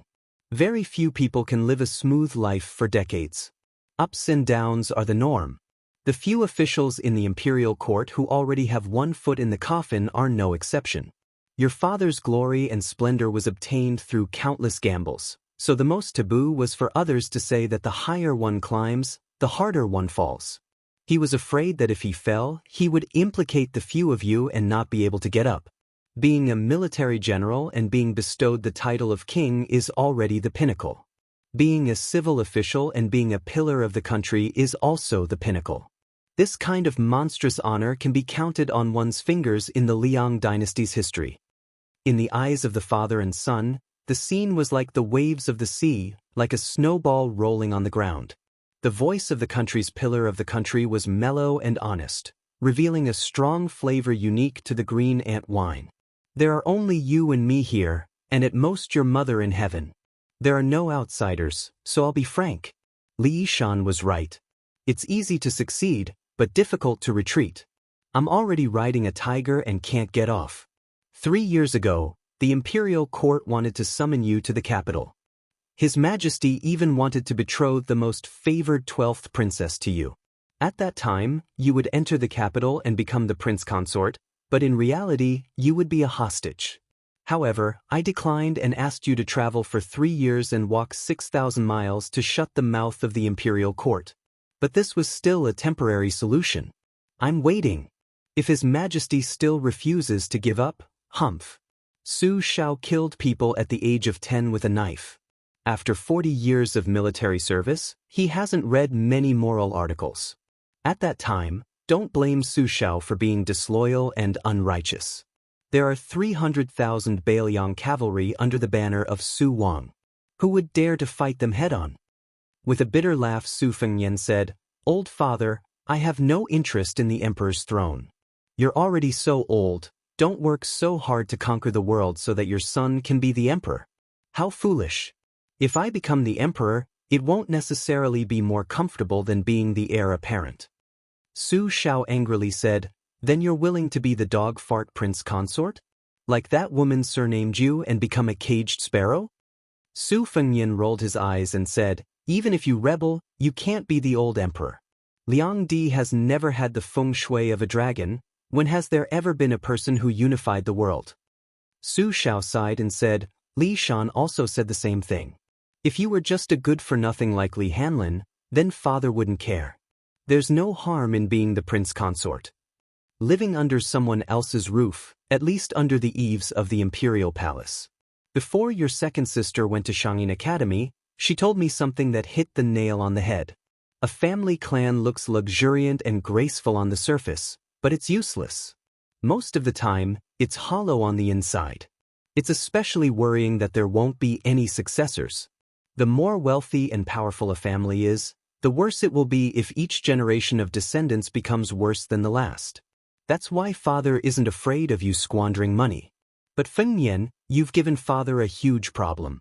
Tell father, do you have any plans to hold the Bailiang command seal in the future? When the time comes, your second sister will be the military advisor, and Huang Manor will charge and break through enemy lines for you. Together with father's 6 adopted sons, even if father dies, the 300,000 cavalry won't fall into chaos or disperse." Su Fengyan asked in return, "What do you think?" Su Xiao shamelessly said, "Father is already so old, and it wasn't easy for him to accumulate such a large family fortune. You unfilial son, no matter what, shouldn't you leave father with something to remember?" Su Fengyan said boldly, "Well, that's not a problem at all. Isn't it just squandering money? That's my specialty." At that moment, De Zhugu's hunched back seemed to quietly straighten. Chapter 21. Usually, once he got bored of the women outside, Su Fengyan would go to the tide listening pavilion to ask for advice from his master, Li Yishan, or go to the second floor to search for 1 or 2 secret manuals of the secret sect, and then go back to his room to learn. But after White Fox's face settled in, Su Fengyan did not disturb this guy's closed-door training. The prince's mansion was decorated with lanterns and colored banners, and it was very festive. There were no less than 600 big red lanterns. Therefore, Su Fengnian had been fighting for justice for those assassins. Even if they were good at Qinggong and managed to sneak into the prince's mansion, it was still not easy to find Su Xiao. With so many twists and turns, those with poor patience would probably jump up and down and curse. In the first month, there was an endless stream of visitors with expensive gifts, but those who were qualified to present gifts to the Great Pillar State could be counted with one's fingers. Most of them could not get past housekeeper Song Yu, and then most of them were stopped by housekeeper Shin Chun. The rest were high-ranking officials like Li Hanlin and Yen Qiji's father or family friends.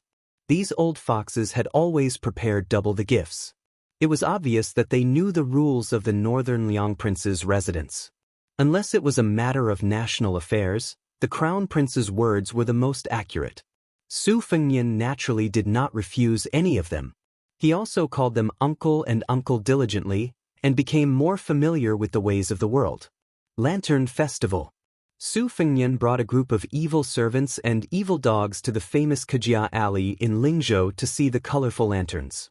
The Lantern Festival had always been a good time to enjoy the lanterns, the moon, and the beauties. After 3 years of exile, Prince Su had gained a lot of knowledge. Not only did he master a lot of the vulgar slang of various provinces, he also heard a lot of wise sayings, such as, "Where there are women, there will be jianghu." The number of times that Su Fengnian had fought with others for the sake of a girl could not be counted with both hands and feet. One had to count Li Hanlin, Kong Wuxia, and a few other bastards to barely count. Over the years, the number of unlucky losers who had been defeated by Su Fengnian could be grouped into several rows. The Red Sparrow's brothel, which had overshadowed the Purple Gold brothel in recent years, was located in Kajia Alley.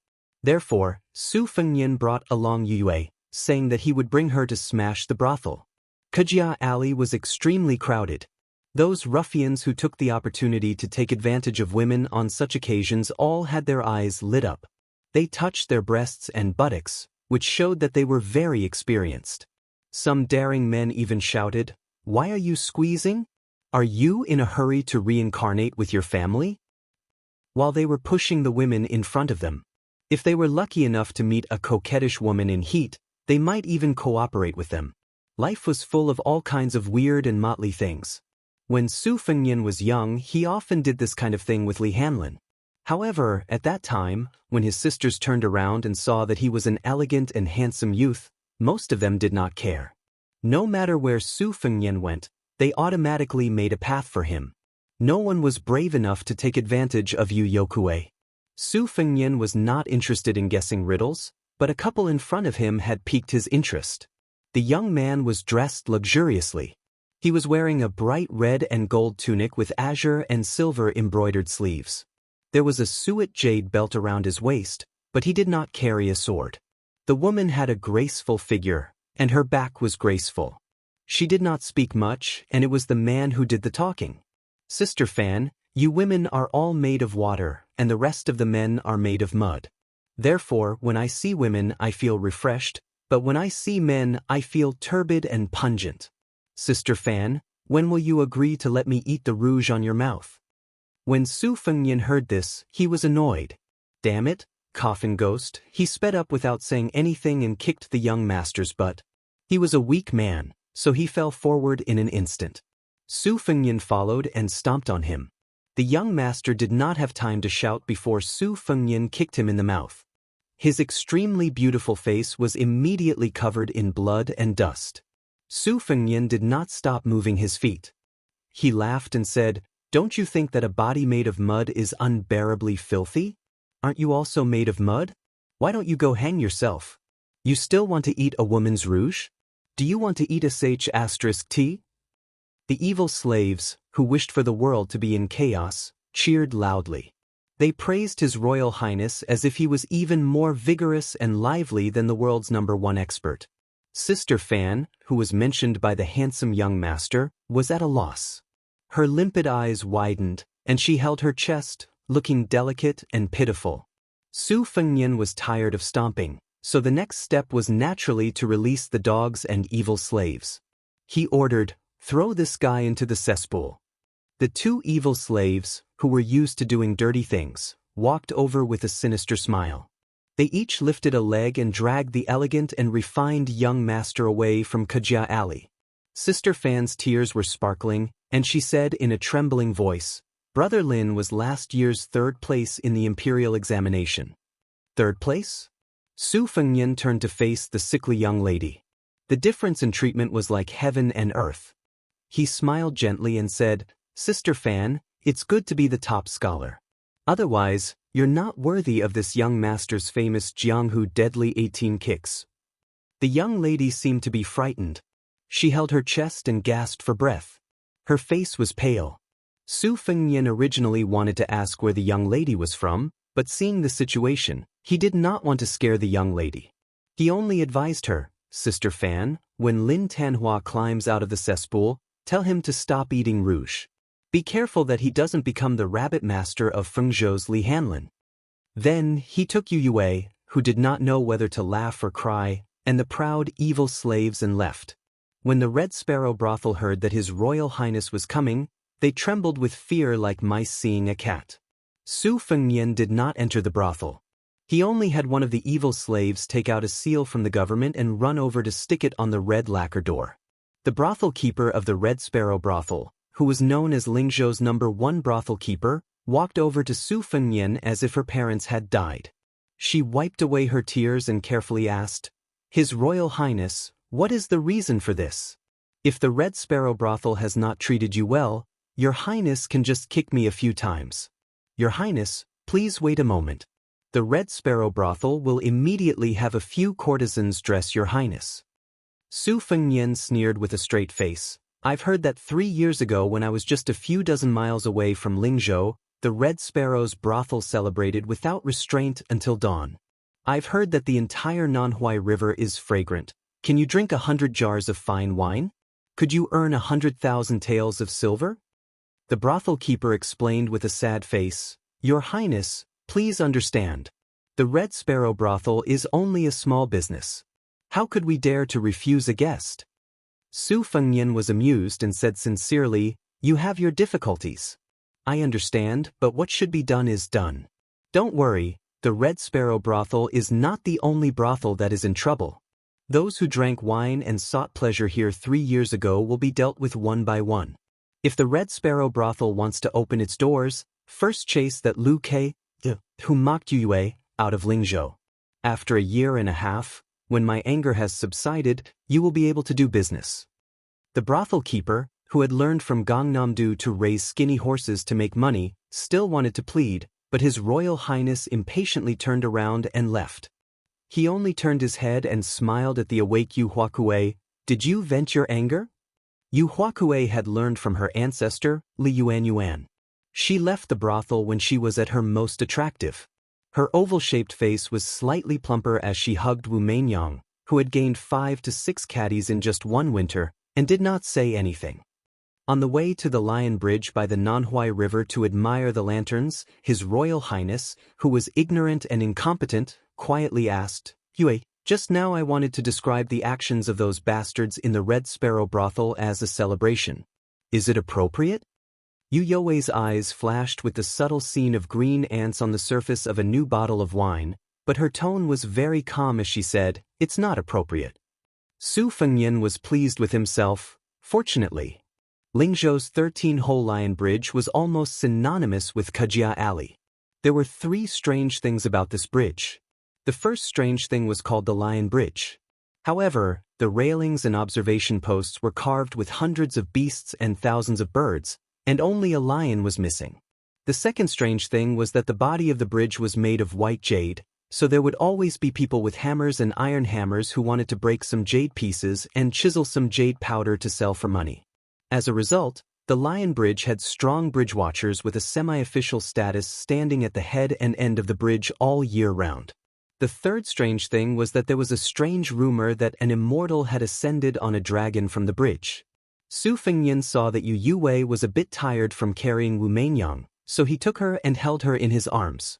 The fat and exceptionally lovable white cat was not willing to act coquettishly in front of its master's master. Even its cold expression was exactly the same as Yu You's. Su Fengnian, who was holding a stick of sugar-coated haws, didn't mind. He took a bite and suddenly asked, "What do you think that young master who loves to eat rouge can't swim? If he's covered in feces and urine, how is he going to go home after getting out of the manure pit?" Yu Wei didn't want to answer this question, especially since she was still holding a sweet dish of carved phoenix with syrup in her hand. Su Fengnian's thoughts went astray. It didn't matter whether that young master could swim or not, because he was standing in a latrine pit and wouldn't crawl out even if he was beaten to death. He didn't want his fairy-like Sister Fan to see a Lin Tanhua covered in feces. Sister Fan stood not far away and frowned, persuading him with soft words. It wasn't until the Lantern Festival ended that she finally convinced Lin Tanhua to crawl out of the latrine pit.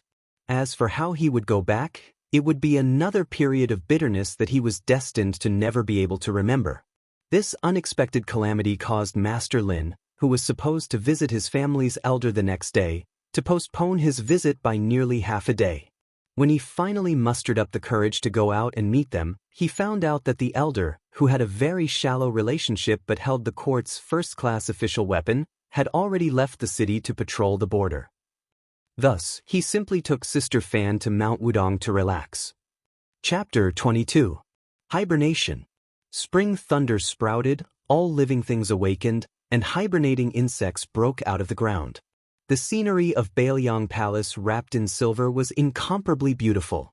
The prince's mansion in the warm spring was also charming and gentle, with thousands of pink trees, peaches, and white pears overflowing with spring. At noon, Su Fengnian came to the lakeside alone. He rowed a boat to the center of the lake, took off his outer garment, took a deep breath, and jumped into the dark green lake. This lake was flowing water, far clearer than ordinary lakes. Su Fengnian held his breath as he dove into the lake, but he was still some distance away from the bottom. He resurfaced and dove again. After repeating this 3 or 4 times, he was completely confident that he could reach the bottom of the lake. Only then did he continue to dive. The lake was rather deep. Logically speaking, a slightly deeper lake should be completely dark and unable to see anything. However, the mystery lay in the fact that this lake regularly removed silt. At the center of the lake, there was a huge luminous pearl that shone as bright as day. Su Fengnian held his breath as he hovered at the bottom of the lake. The scene in front of him was enough to be written into any fairy tale that would leave the common people speechless. A water kuei, about 3 meters tall, sat cross-legged in the silt. Its white hair was like seaweed, slowly swaying in the wind.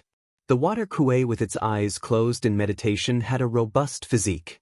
Through the light emitted by the luminous pearl the size of a goose egg, one could vaguely see that the water kuei's left hand and legs were bound by 3 iron chains as thick as arms.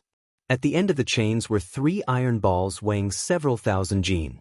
Was there any prison in the world that was more unimaginable and cruel than this? The water kuei opened its eyes without any emotion. It looked at the only living person it had seen in more than 10 years. Su Fengnian made a hand gesture, roughly indicating that he would throw the cooked meat down later. The huge monster opened its mouth and sucked a koi into its mouth. It directly tore at the koi, causing its blood to seep out of its mouth. In a few moments, the fat red koi was swallowed whole. Su Fengnian's face turned from red to green. He couldn't hold on for much longer. After a moment of hesitation, he made a series of hand gestures that only he and Hu Kuei could understand. The old man, who looked more like a demon than a living person, widened his eyes and stared at Su Fengnian with sharp eyes, as if he was doubting and judging something. After being isolated from the outside world for so long, the old man's thinking was very slow, but Su Fengnian couldn't wait any longer. With a whoosh, he rushed up, or else he would die young and float on the surface of the lake. Climbing onto the boat, Su Fengnian wiped his body and put on his clothes. There was a stove in the boat, so it was quite warm. Su Fengnian waited for a moment, but the surface of the lake was as calm as a mirror. Su Fengnian felt a little regretful, so he retracted his gaze and glanced at the spring thunder dagger given to him by White Fox. Placing it on his knees, he stroked the scabbard and sighed, "Daughter of Spring Thunder, it seems that you have no place to use your skills. That old man is willing to stay down there like a coward. Let's see if I will still give him meat to eat in the future." When he was young, Su Fengnian had cramps while playing in the water and almost sank to the bottom of the lake. The old man, who ate live fish at the bottom of the lake day after day and year after year, did not swallow Su Fengnian alive. Instead, he used his supernatural power to lift His Royal Highness out of the bottom of the lake. Since then, Su Fengnian had developed the habit of throwing cooked meat into the lake as a way to repay his kindness. When he was in a bad mood, he would also dive to the bottom of the lake and look at the old man sitting at the bottom of the lake. He would feel that life was actually very beautiful. At first, he thought that the old man was a demon who was punished by the heavens, but when he grew up, he realized that he was a human who also needed to eat. However, Su Fengnian couldn't figure out how to breathe under the lake for more than 10 years. Wouldn't he suffocate to death? Then what realm did his inner strength reach? For this reason, Su Fengnian specially went to the Tide Listening Pavilion and flipped through the ancient martial arts books about holding one's breath.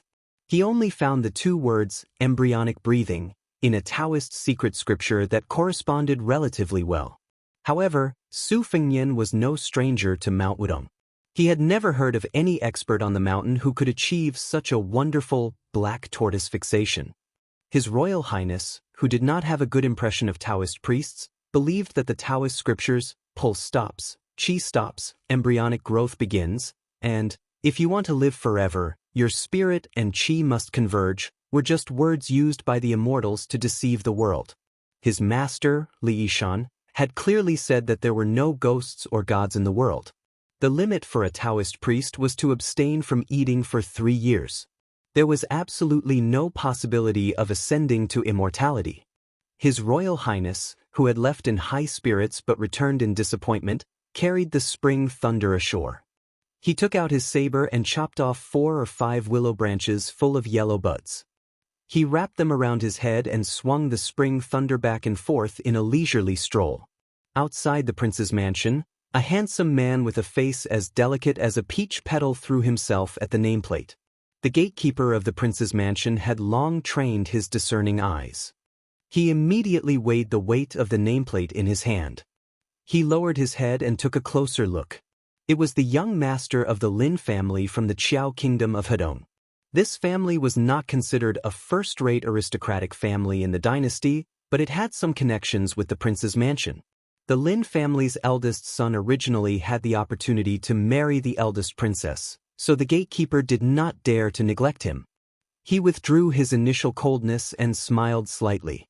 He asked the young master to wait for a moment and immediately went to report. The young master of the Lin family had become a scenery along the way. Her delicate body could not be considered extremely beautiful, but the aura she exuded was a rare charm in the valiant cold land. It was unknown whether it was because she was weak or because she was walking too fast, but her smooth forehead was covered in sweat. The young master of the Lin family felt sorry for her, but he really did not have the courage to mention it to the housekeeper of the mansion. The Lin family from the Qiao kingdom of Hedong was not at the top of the county. Compared to the colossus of the Bailiang Palace, they were not even worth mentioning. As the saying goes, the prime minister's gatekeeper is a third-rank official. Even though he had taken 3rd place in the imperial examination last year and had seen all the flowers in the capital with the top scholar and 2nd place on horseback, when he came to the Bailiang Palace, he did not dare to be arrogant. Chapter 23. The 2nd-ranked steward led them to the Phoenix Rites Pavilion and walked along the lakeside path. As a result, the 3rd-ranked steward saw someone he definitely did not want to see. That person slowly walked over. He was wearing a fox fur coat and looked extremely wealthy. However, he wore a willow headband and was playing with a simple dagger.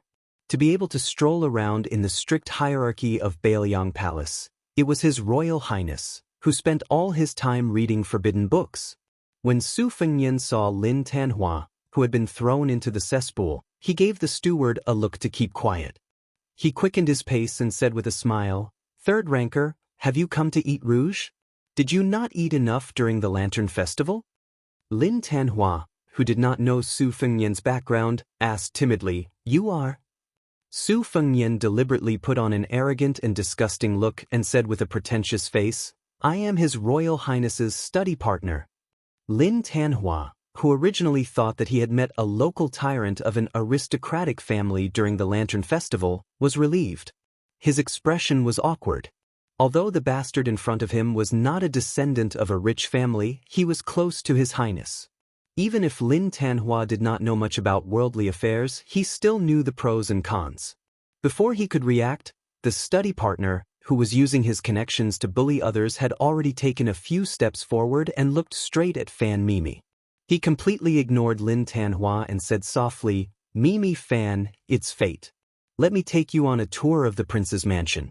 At the Tide Listening Pavilion, you can see tens of thousands of koi fish jumping over the dragon's gate. After saying these polite words, Su Fengnian reached out to hold Fan Mimi's small hand. Lin Tanhua, who was full of heroism, quickly stood between the two and glared at them. Su Fengnian smiled and threatened her softly, "You who eats rouge, don't fail to appreciate my kindness. Since I'm His Royal Highness's study partner, it wouldn't be difficult for me to feed you 6 or 7 boxes of rouge. Or, if I put in a little more effort, it's possible that you'll be rejected. Think about it." The man who came in third was pale. It was rare for him to act like a man. He refused to move, which made Su Fengnian have a whole new level of respect for him. The elegant Miss Fan sighed softly. She squeezed out a smile and comforted, "Brother Lin, it's fine.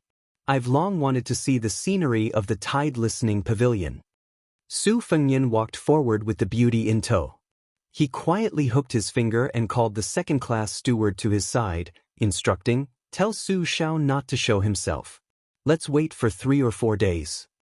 The steward, whose back was facing the young master and young mistress, said flatteringly in a low voice, I know.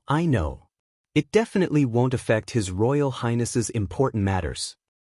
Su Fengnian said softly, "I'll reward you later." The steward smiled like a flower.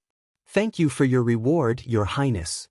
Su Fengnian patted him on the shoulder and led Fan Mimi, who was like a lamb in a tiger's den, to the embankment across the lake. He even took the initiative to put the willow ring on her head and threw a look of protest at the grief-stricken Lin Tanhua. On the embankment, which was named Colorful Z, there were many orioles and swallows brushing past Su Fengnian. They were just as quick-witted as the steward.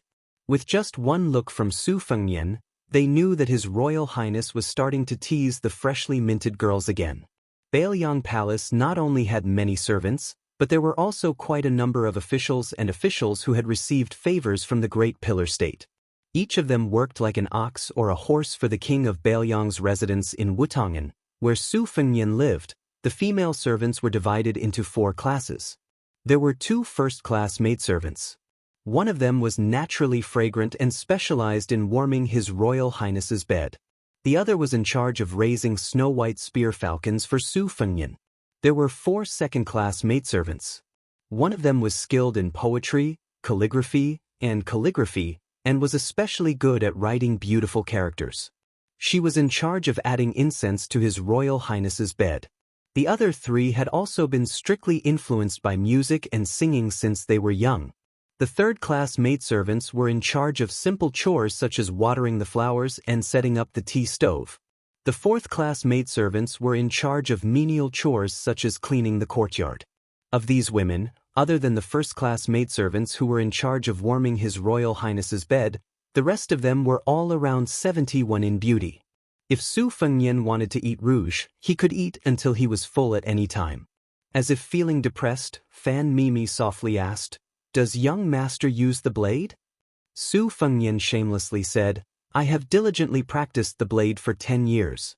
My blade skills are only at a small level."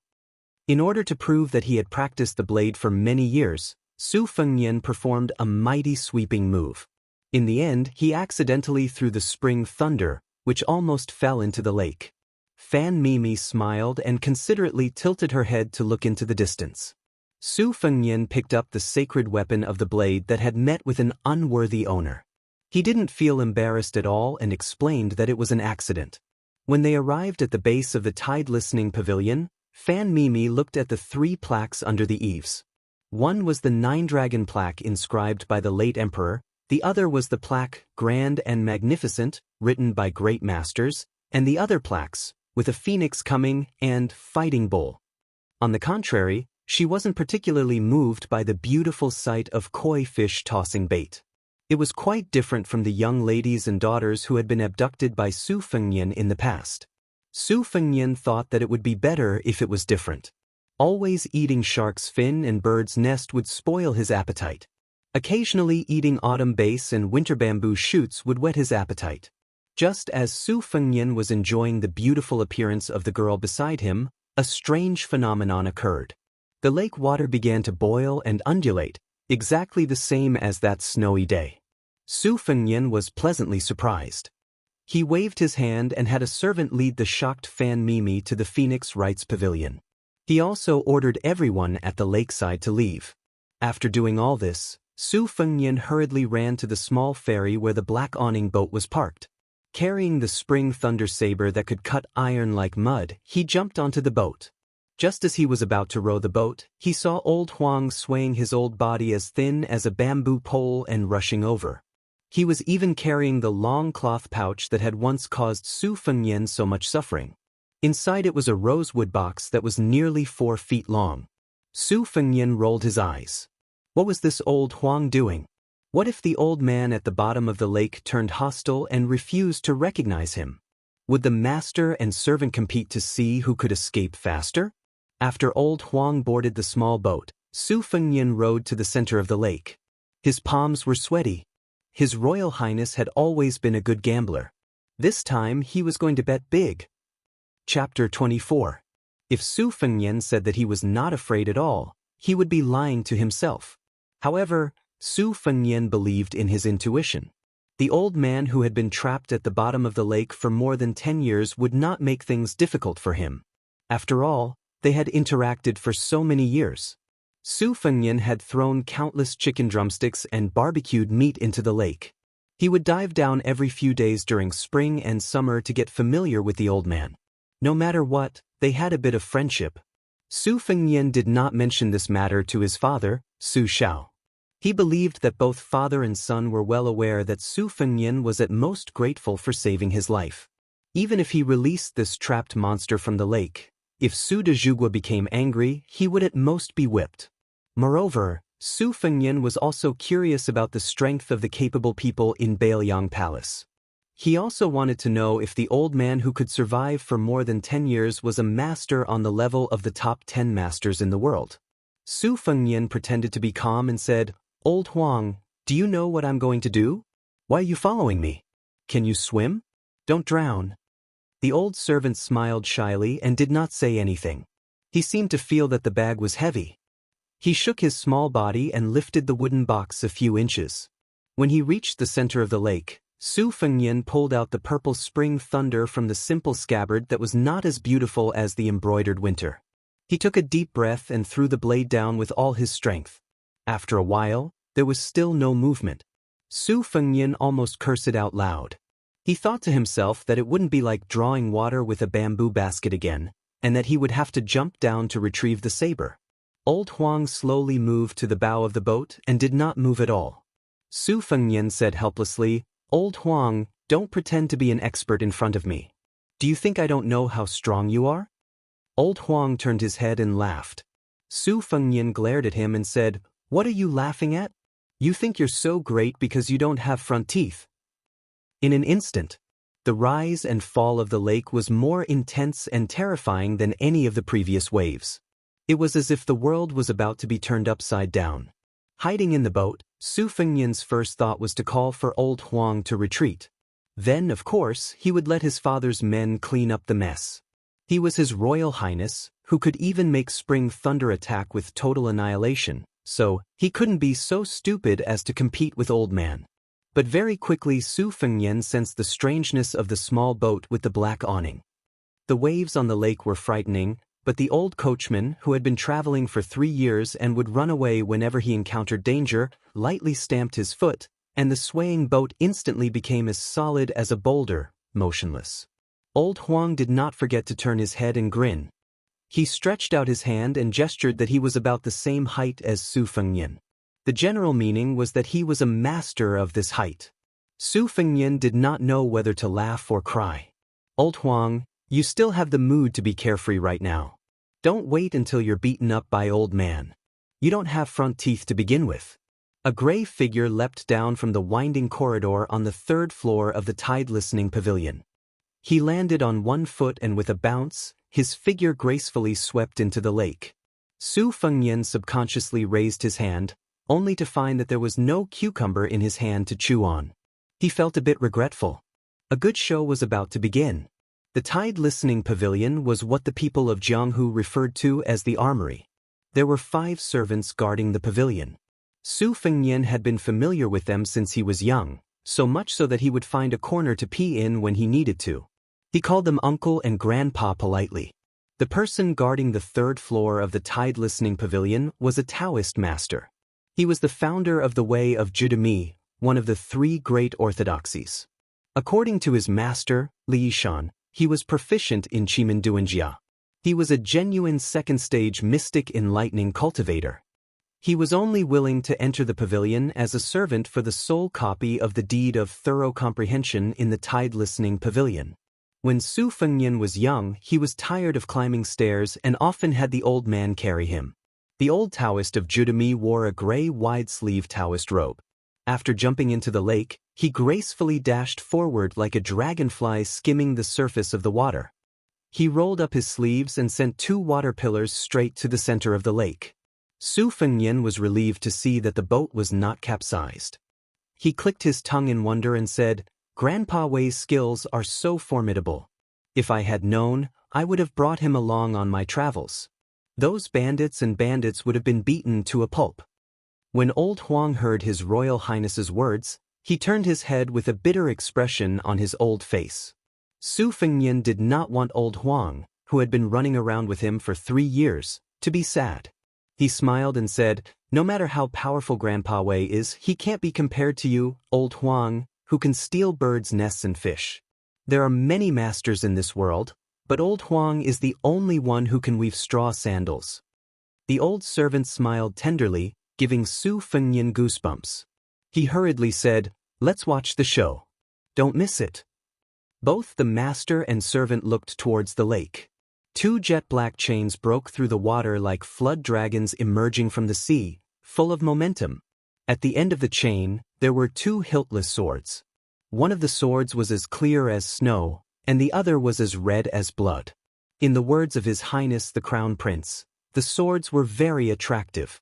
At first glance, one could tell that they were masters of martial arts. Su Fengnian did not have a large stack of banknotes on hand. Otherwise, he would have shouted, "You deserve it." The 2 blades broke through the 2 water dragons that old Taoist Mi had sent out, shattering them on the spot.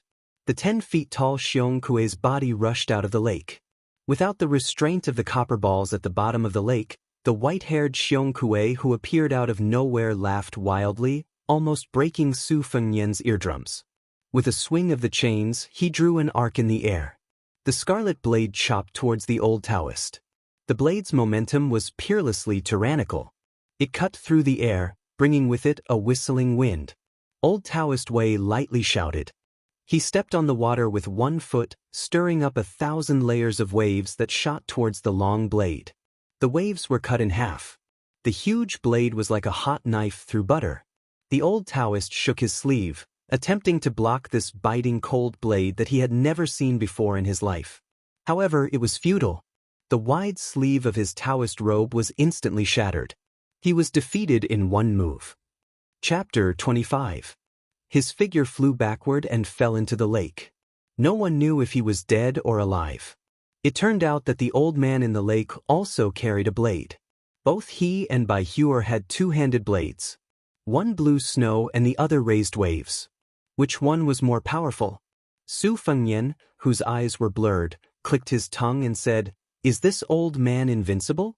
If I had known that masters were so powerful, I would have listened to Su Zhao's advice and practiced martial arts." Old Huang turned his head and shook his head with a silly smile. "Not invincible, not invincible." Su Fengnian looked at him attentively. He saw that the chains on the old man's hands were rooted in his bones and connected together. It was not an ordinary binding. This was too terrifying. Who would be so obsessed with martial arts and conceited to the point of becoming one with the blade? What if the blade was controlled by someone? Wouldn't it be extremely painful? Old Kuei leaped into a pavilion with 2 locks and 2 sabers. He waved his sabers lightly, and the pavilion, which had cost him quite a lot of silver, collapsed with a loud rumble, almost turning into fine powder. Old Kuei looked up to the sky and laughed loudly, his white hair fluttering in the wind, making him look like a llama. The remaining 4 guards of the tide-listening pavilion moved together. They formed a triangle and stood far away with a solemn expression. On the top of Mount Qingliang, De Zhuge, Su Shao, sat on a wooden bench and looked at the lake on the mountainside. He held a red clay teapot made by a famous craftsman, but it was filled with green ant wine. Beside him stood his adopted son, Yuan Zhuozong. Zhuoxiong squinted his phoenix eyes. Su Shao chuckled. "How many moves can you block?" Yuan Zhuozong, who was riding a white horse and wielding a silver spear and killing people on the battlefield, said softly, "Father, Zhuoxiong wants to try." De Zhuge shook his head. "Forget it. Someone will take care of this monster downstairs. He can't hurt Fengyan." In the corridor on the 2nd floor of the tide-listening pavilion, a man in a white robe stood in front of the railing with a winter blade at his waist. He looked at it for a moment, then put his finger on the hilt of the knife and pushed it out an inch, then retracted it back into its sheath. He rubbed it back and forth, then turned around and went back upstairs. Not only that, even Li Yishan, the most important advisor of the prince's mansion, walked out of the dark room. He clasped his hands behind his back and quietly observed the once-in-a-decade spectacle. As if the sunlight was too dazzling, he raised his hand to cover his eyes and muttered to himself, "Jian Zhihuang, Chu Kuangnu, do we have to tear down countless pavilions again?" The old man did not pay any attention to the guards. In this world, there were very few people who could make him take them seriously. He only roared, "Ninth brother Huang, come out and die." Su Fengyan was shocked. "Old Ninth Huang? Old Huang, are they calling you? Don't tell me you have a grudge with this old man." Old Huang reached out and tore off the tattered cloth, revealing the long rosewood box that made Su Fengyan's heart palpitate. He turned his head and smiled. He still looked like he had no front teeth. Every time Su Fengyan saw this scene, he always wondered if the old servant would let the wine leak into his mouth when he drank the yellow wine. The old man obviously saw the old coachman standing at the bow with the box on his back. His white hair danced in the wind and his face was ferocious. When Su Fengyan was so nervous that he did not even dare to breathe, old Huang reached out his withered hand and stroked the wooden box. He did not forget to turn his head and smile foolishly. He raised his head and made a gesture of pouring wine into his mouth, saying, "Young master, that?" Su Fengyan laughed angrily. "Look at you. Don't you have the demeanor of a master? If you really win by stepping on dog shit, I'll treat you to 100 jars of Dragon Cliff sunken vat yellow wine." The coachman, who was called Old Ninth Huang by Old Kuei and Jianzhi Huang by Li Yishan, smiled faintly. In that instant, Su Fengyan's eyes seemed to be dazzled. Old Huang was no longer simple and foolish. Instead, it was replaced by an indescribable feeling. He only felt that this old servant, who was as immovable as a mountain, was actually more arrogant than Old Kuei, who carried a saber. Among the 3 large plaques in the tide-listening pavilion, one of them was Qi Rush Fighting Bull. It referred to the supreme sword aura that existed only in ancient records and was in fact purely illusory. Su Fengyan thought that if this old Huang really knew how to wield the sword, he would be worthy of a big white, 2 big whites, and even 1,000 big whites. What a scoundrel! Old Huang didn't move, but the wooden box hummed like a dragon's cry. It wasn't ear-piercing, but it shook one's soul. Su Fengyan was dumbfounded. Could it be that this old Huang who had been stealing chickens and touching dogs with him for 3 years was really an expert? Sword 1. Old Huang, who had been silently reciting these 2 words, stepped lightly on the bow of the boat. Su Fengyan's small boat with a black awning moved back toward the shore. It was abnormally stable. The small boat gently glided backward, creating ripples in the water. Su Fengyan gazed at Old Huang's skinny figure in the distance as he walked on the waves. The side of the red sandalwood box opened, and a long sword rushed out of it. De Zhuge, who had stood up on the mountain peak, and Li Shan, who was in the tide-listening pavilion, said at the same time, "Sword 1, Dragon Snake." The old man with the blade laughed impudently. Good, good, good. Old Ninth Huang, I've been waiting for you for so many years. Today, Grandpa will break your 9 swords and let you have 1 less sword to carry. Su Fengyan, a layman, was so annoyed that he wanted to kill someone. He knew that this was a peak confrontation between the top experts of Jianghu, but in his eyes, it was just a blade against a sword. He couldn't see anything special about it. It was even less exciting than the duel between the old man with double blades and Grandpa Wei. The only thing he could see was that another sword had flown out of the red sandalwood box. Su Fengyan didn't know that even the best moves couldn't escape the 4 words, back to basics. De Zhugua forgot to drink. He held his wine cup and sighed softly, sword 2. Li Yishan, who was in the tide listening pavilion, slowly spat out 2 words, twin lotus flowers on 1 stalk. The 2 on the mountain and halfway up the mountain clearly had a tacit understanding. 1 sword became 2 swords, 2 swords became 3 swords. Sword 3. 3 Jin. 3 swords filled the sky with sword light, enveloping the world. Old man with double blades and old Huang with 3 swords. They were practically half gods and half immortals. Su Fengyan sat down on the boat and laughed foolishly. You deserve a reward. These are all F** King top-notch skills. Chapter 26. If Su Fengyan heard what his father and master said, he would definitely teach old Huang a lesson. In the future, when choosing the names of the sword moves, he should pay more attention. 3 swords out of the sheath was 3 Jin, so 4 swords would be 4 Jin? At that moment, Su Fengyan wanted to ask old Huang how many compartments there were in the red sandalwood sword case, and how many swords were in it. The battle ended quickly and unexpectedly. This made His Royal Highness, who had not watched to his heart's content, feel even more unsatisfied. He thought to himself, old man, old Huang, you 2 heroes don't feel bad about the palace's architecture. Just tear it down. You don't need to pay for it, right? But life is not as you wish. Su Fengyan could not rush up crying and begging the 2 masters to continue the battle. Swords have no eyes. Life and death is one's own responsibility. Afterwards, after an expert's explanation, His Royal Highness learned that in the battle, old Huang with the case on his back had used 3 swords in the end, a total of 6 moves. It was definitely not like what the storyteller said with his mouth full of saliva in the tea house. The battle between the 2 unparalleled masters must have been dark for several days and nights. In short, it was not shocking, and ghosts and gods would not cry. At that moment, the old man with the sword sat in the dilapidated pavilion with only the base of the platform left. His 2 swords were stabbed into the ground. His face was ruddy, and his hair was white. He shook his head and said, "Let's not fight today." The short and thin old Huang with the case on his back stood on the long embankment. He rubbed his hands and then put them into his sleeves. But in the hearts of most of the spectators, it was extremely absurd. This old coachman who could not even make a fart after being beaten a few times was really a real person who did not show his face to scare people. Su Fengyan was undoubtedly the most shocked. He did not know that it was old Huang who had single-handedly beaten the old man to the bottom of the lake.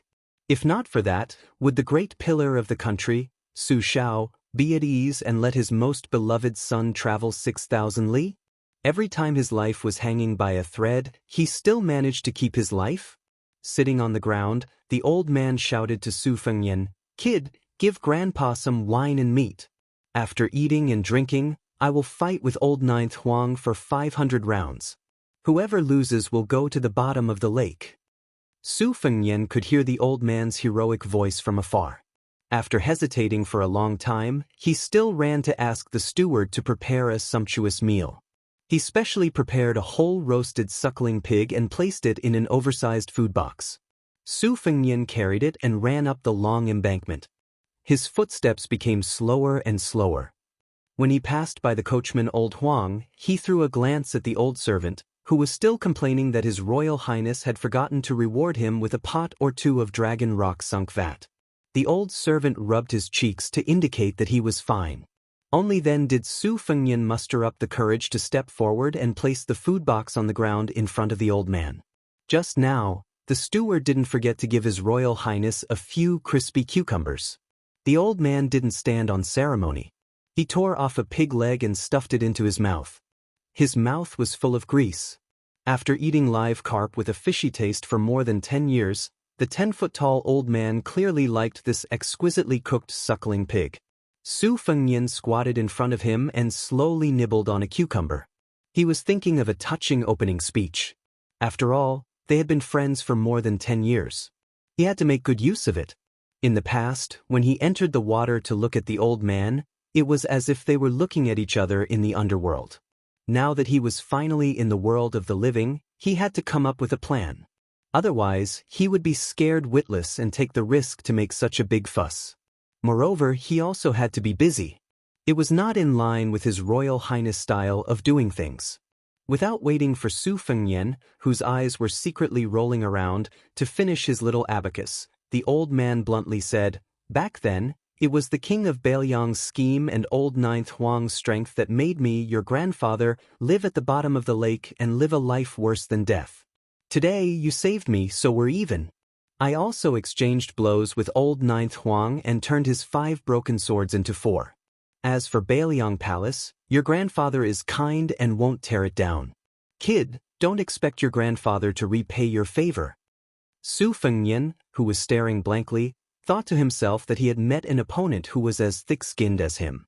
He carefully asked, "Old Grandpa, there's wine and meat in the mansion, and old Huang will fight with you. Why don't you stay?" The old man sneered and said, "There are many masters in the world. After I defeat old Huang's 9th saber, your grandfather will go to Martial Emperor City and defeat the world's second best. If your grandfather isn't the world's best, then what am I? A small prince's mansion is not worthy of your grandfather's attention." Old Huang, who had taken off the red sandalwood sword case to sit on, put a blade of grass in his mouth and chewed carefully. He imitated his Royal Highness and rolled his eyes. Su Fengnian looked embarrassed. He had no experience dealing with a hero like the old man, who killed people as if they were chopping melons and vegetables. He did not know what to say. The last cucumber in his hand was snatched away by the old man. He bit off half of it, spat a few times, and threw it into the lake. The old man, who was busy dealing with a pig's trotter, glared at Su Fengnian and said, "Kid, you want to eat this tasteless thing?" Su Fengnian, whose face had been sprayed with saliva, lifted his sleeve and wiped it away. He asked tentatively, "Old Grandpa, can you help me teach someone a lesson? He's a martial granduncle from Mount Wum, a master." The old man thought for a moment and nodded. "I've been indebted to you all these years. I've tasted some cooked food, but if you ask for more, your grandfather will beat you up. But if you want to fight and kill, your grandfather is willing. Wait until I defeat old Ninth Huang, then I'll leave immediately." Old Huang did not give him any face and slanted his mouth. He held the stalk of grass in his mouth and his old face was full of ridicule. The old man angrily shouted, "Old Ninth Huang, you don't accept it? If you don't accept it, let's fight again." Old Huang simply turned his body around and turned his back to the old man out of sight, out of mind. Su Fengnian, who was covering his ears, felt a headache. If the old man had not promised to go to Mount Wudong to teach that bastard Taoist priest a lesson, he would have let old Huang beat this untactful old man to the bottom of the lake. In this lifetime, other than those servants who jumped into the lake to commit suicide, there would be no hope of seeing another living person again. Su Fengnian softly exclaimed in surprise. Since old Huang's skills were so valiant, why did he choose to go to Mount Wudong with the sword case on his back? Wouldn't it be easier to just bring old Huang, who was carrying the sword case, to Mount Wudong? Why did he have to look at the old man's face and listen to his roar? Su Fengnian weighed the pros and cons. His face was gloomy and uncertain. The old man's appearance was boorish, but his mind was as meticulous as hair. The whole suckling pig, including the meat and bones, entered his stomach. He patted his stomach in satisfaction and said with a hee-hee, "Child, as soon as I saw your eyes turn, Grandpa knew that you were thinking of something. What? You want old Ninth Huang to throw me back to the bottom of the lake? To tell you the truth, it's easier to invite Buddha than to send Buddha away. If I hadn't fallen into Li Yuanying's evil scheme, even if I didn't defeat old Ninth Huang, Grandpa would still be able to come and go as I please. At the bottom of the lake, There were 4 iron balls weighing 4,000 caddies. 2 of the twin sabers were poured into the balls, and that was how Grandpa was trapped. Now that I have the twin sabers in my hands, the world is mine. What, oh child, aren't you afraid? His Royal Highness, who was being roared and spat again, squeezed out a smile and muttered, "How could I?" Feng Yan's admiration for old Grandpa is like the great river flowing east, like the stars in the plains. The old man said with a smile that was not a smile, "Child, you're different from that butcher Su, you're more to my liking. Arrange a comfortable room for Grandpa, and prepare a table full of wine and meat." Su Fengyan stood up and said, "This is a small matter." Chapter 27. Old Huang spat out the grass root and said, "Not fighting anymore?" The old man said arrogantly, "What's the hurry? You'll get to fight later." Old Huang carried the sword case on his back and said flatly, "Forget it if you don't want to fight. I'm going to the Martial Emperor City to get the yellow cottage back." The old man was shocked. "Really?" Old Huang nodded. The old man sighed and shook his head with a bitter smile. "Then I won't fight anymore. It's a waste of my energy." Su Fengyan was confused. He arranged the huge old man Yuan Zhuozong, who was more than 9 feet tall, to stay in a yard. Su Fengyan went to the stable. Old Huang was carrying the sword case and a cloth bag. He was chatting with the date-red horse as if he was saying goodbye. Su Fengyan was surprised. "Old Huang, what's going on?" The old groom said softly, "I've been watching Chu Kuangnu at the bottom of the lake all these years. Since he's been released by the young master, there's nothing for me to do. I was defeated by the old monster Wang Xianji and left the yellow cottage sword in the Martial Emperor City. I couldn't let it go these years and wanted to get it back." Su Fengyan said bitterly, "Is it the giant sword stuck in the wall of the Martial Emperor City? The yellow cottage, that ranks 4th in the top 10 famous swords?" Old Huang smiled and nodded. The Martial Emperor City was located at the edge of the Eastern Sea. The city was built with stones to watch the sea. Wang Xianji was almost 100 years old, but he had been famous for 80 years. He was a martial arts genius that only appeared once in 100 years. He was famous for not carrying any weapons when he was young. He always fought with one hand. At 25, he was promoted to the ranks of the Peerless Masters. At 40, he challenged the sword god Li Chungang and broke the wooden ox and horse that could cut iron like mud with 2 fingers. He was famous all of a sudden. Wang Xianji obviously had the qualifications to be the first in the world, but he claimed to be the second. This made the top 10 masters in the Wulin Jianghu ranked 11th. The first place had been vacant for 20 years. In the past 50 years, there were 2 peerless masters who used swords. The new sword god Dong Tai held a peach branch and fought with Wang Xianji 3 times. He neither won nor lost. He was ranked 3rd in the top 10 masters. The other one was elusive. People only knew that he was from Western Shu.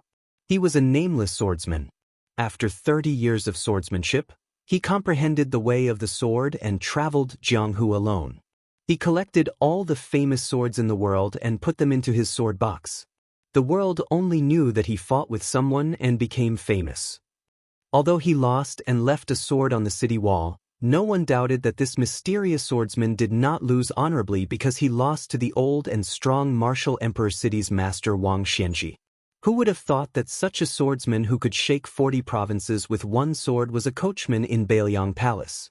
He talked and chatted with horses all day long. At most, he would ask His Royal Highness for a pot of yellow wine to satisfy his cravings. Therefore, when the old man heard that 9th brother Huang had returned to the Martial Emperor City to challenge Wang Xianji, he knew that he could not beat him 10 years ago. Su Fengyan, who was holding a cucumber, smiled bitterly and said, "Old Huang, tell me, how many swords are in this sword box? Everyone in the world is guessing." Old Huang, who had a few stalks of horse grass stuck to his head after lying in the stable for a while, scratched his head and said, "There are 3 levels and 6 compartments in the sword box. Originally, there were 6 of the 10 famous swords in the world, but now there are only 5. Su Fengyan was speechless. "Old Huang, you're an expert. Can you be any better?" Old Huang said naively, "If young master wants to play with swords, I'll leave 3 or 4 for you." Su Fengnian shook his head and said, "No, I'd rather you carry 180 swords and stab that Wang Xinji into a hornet's nest.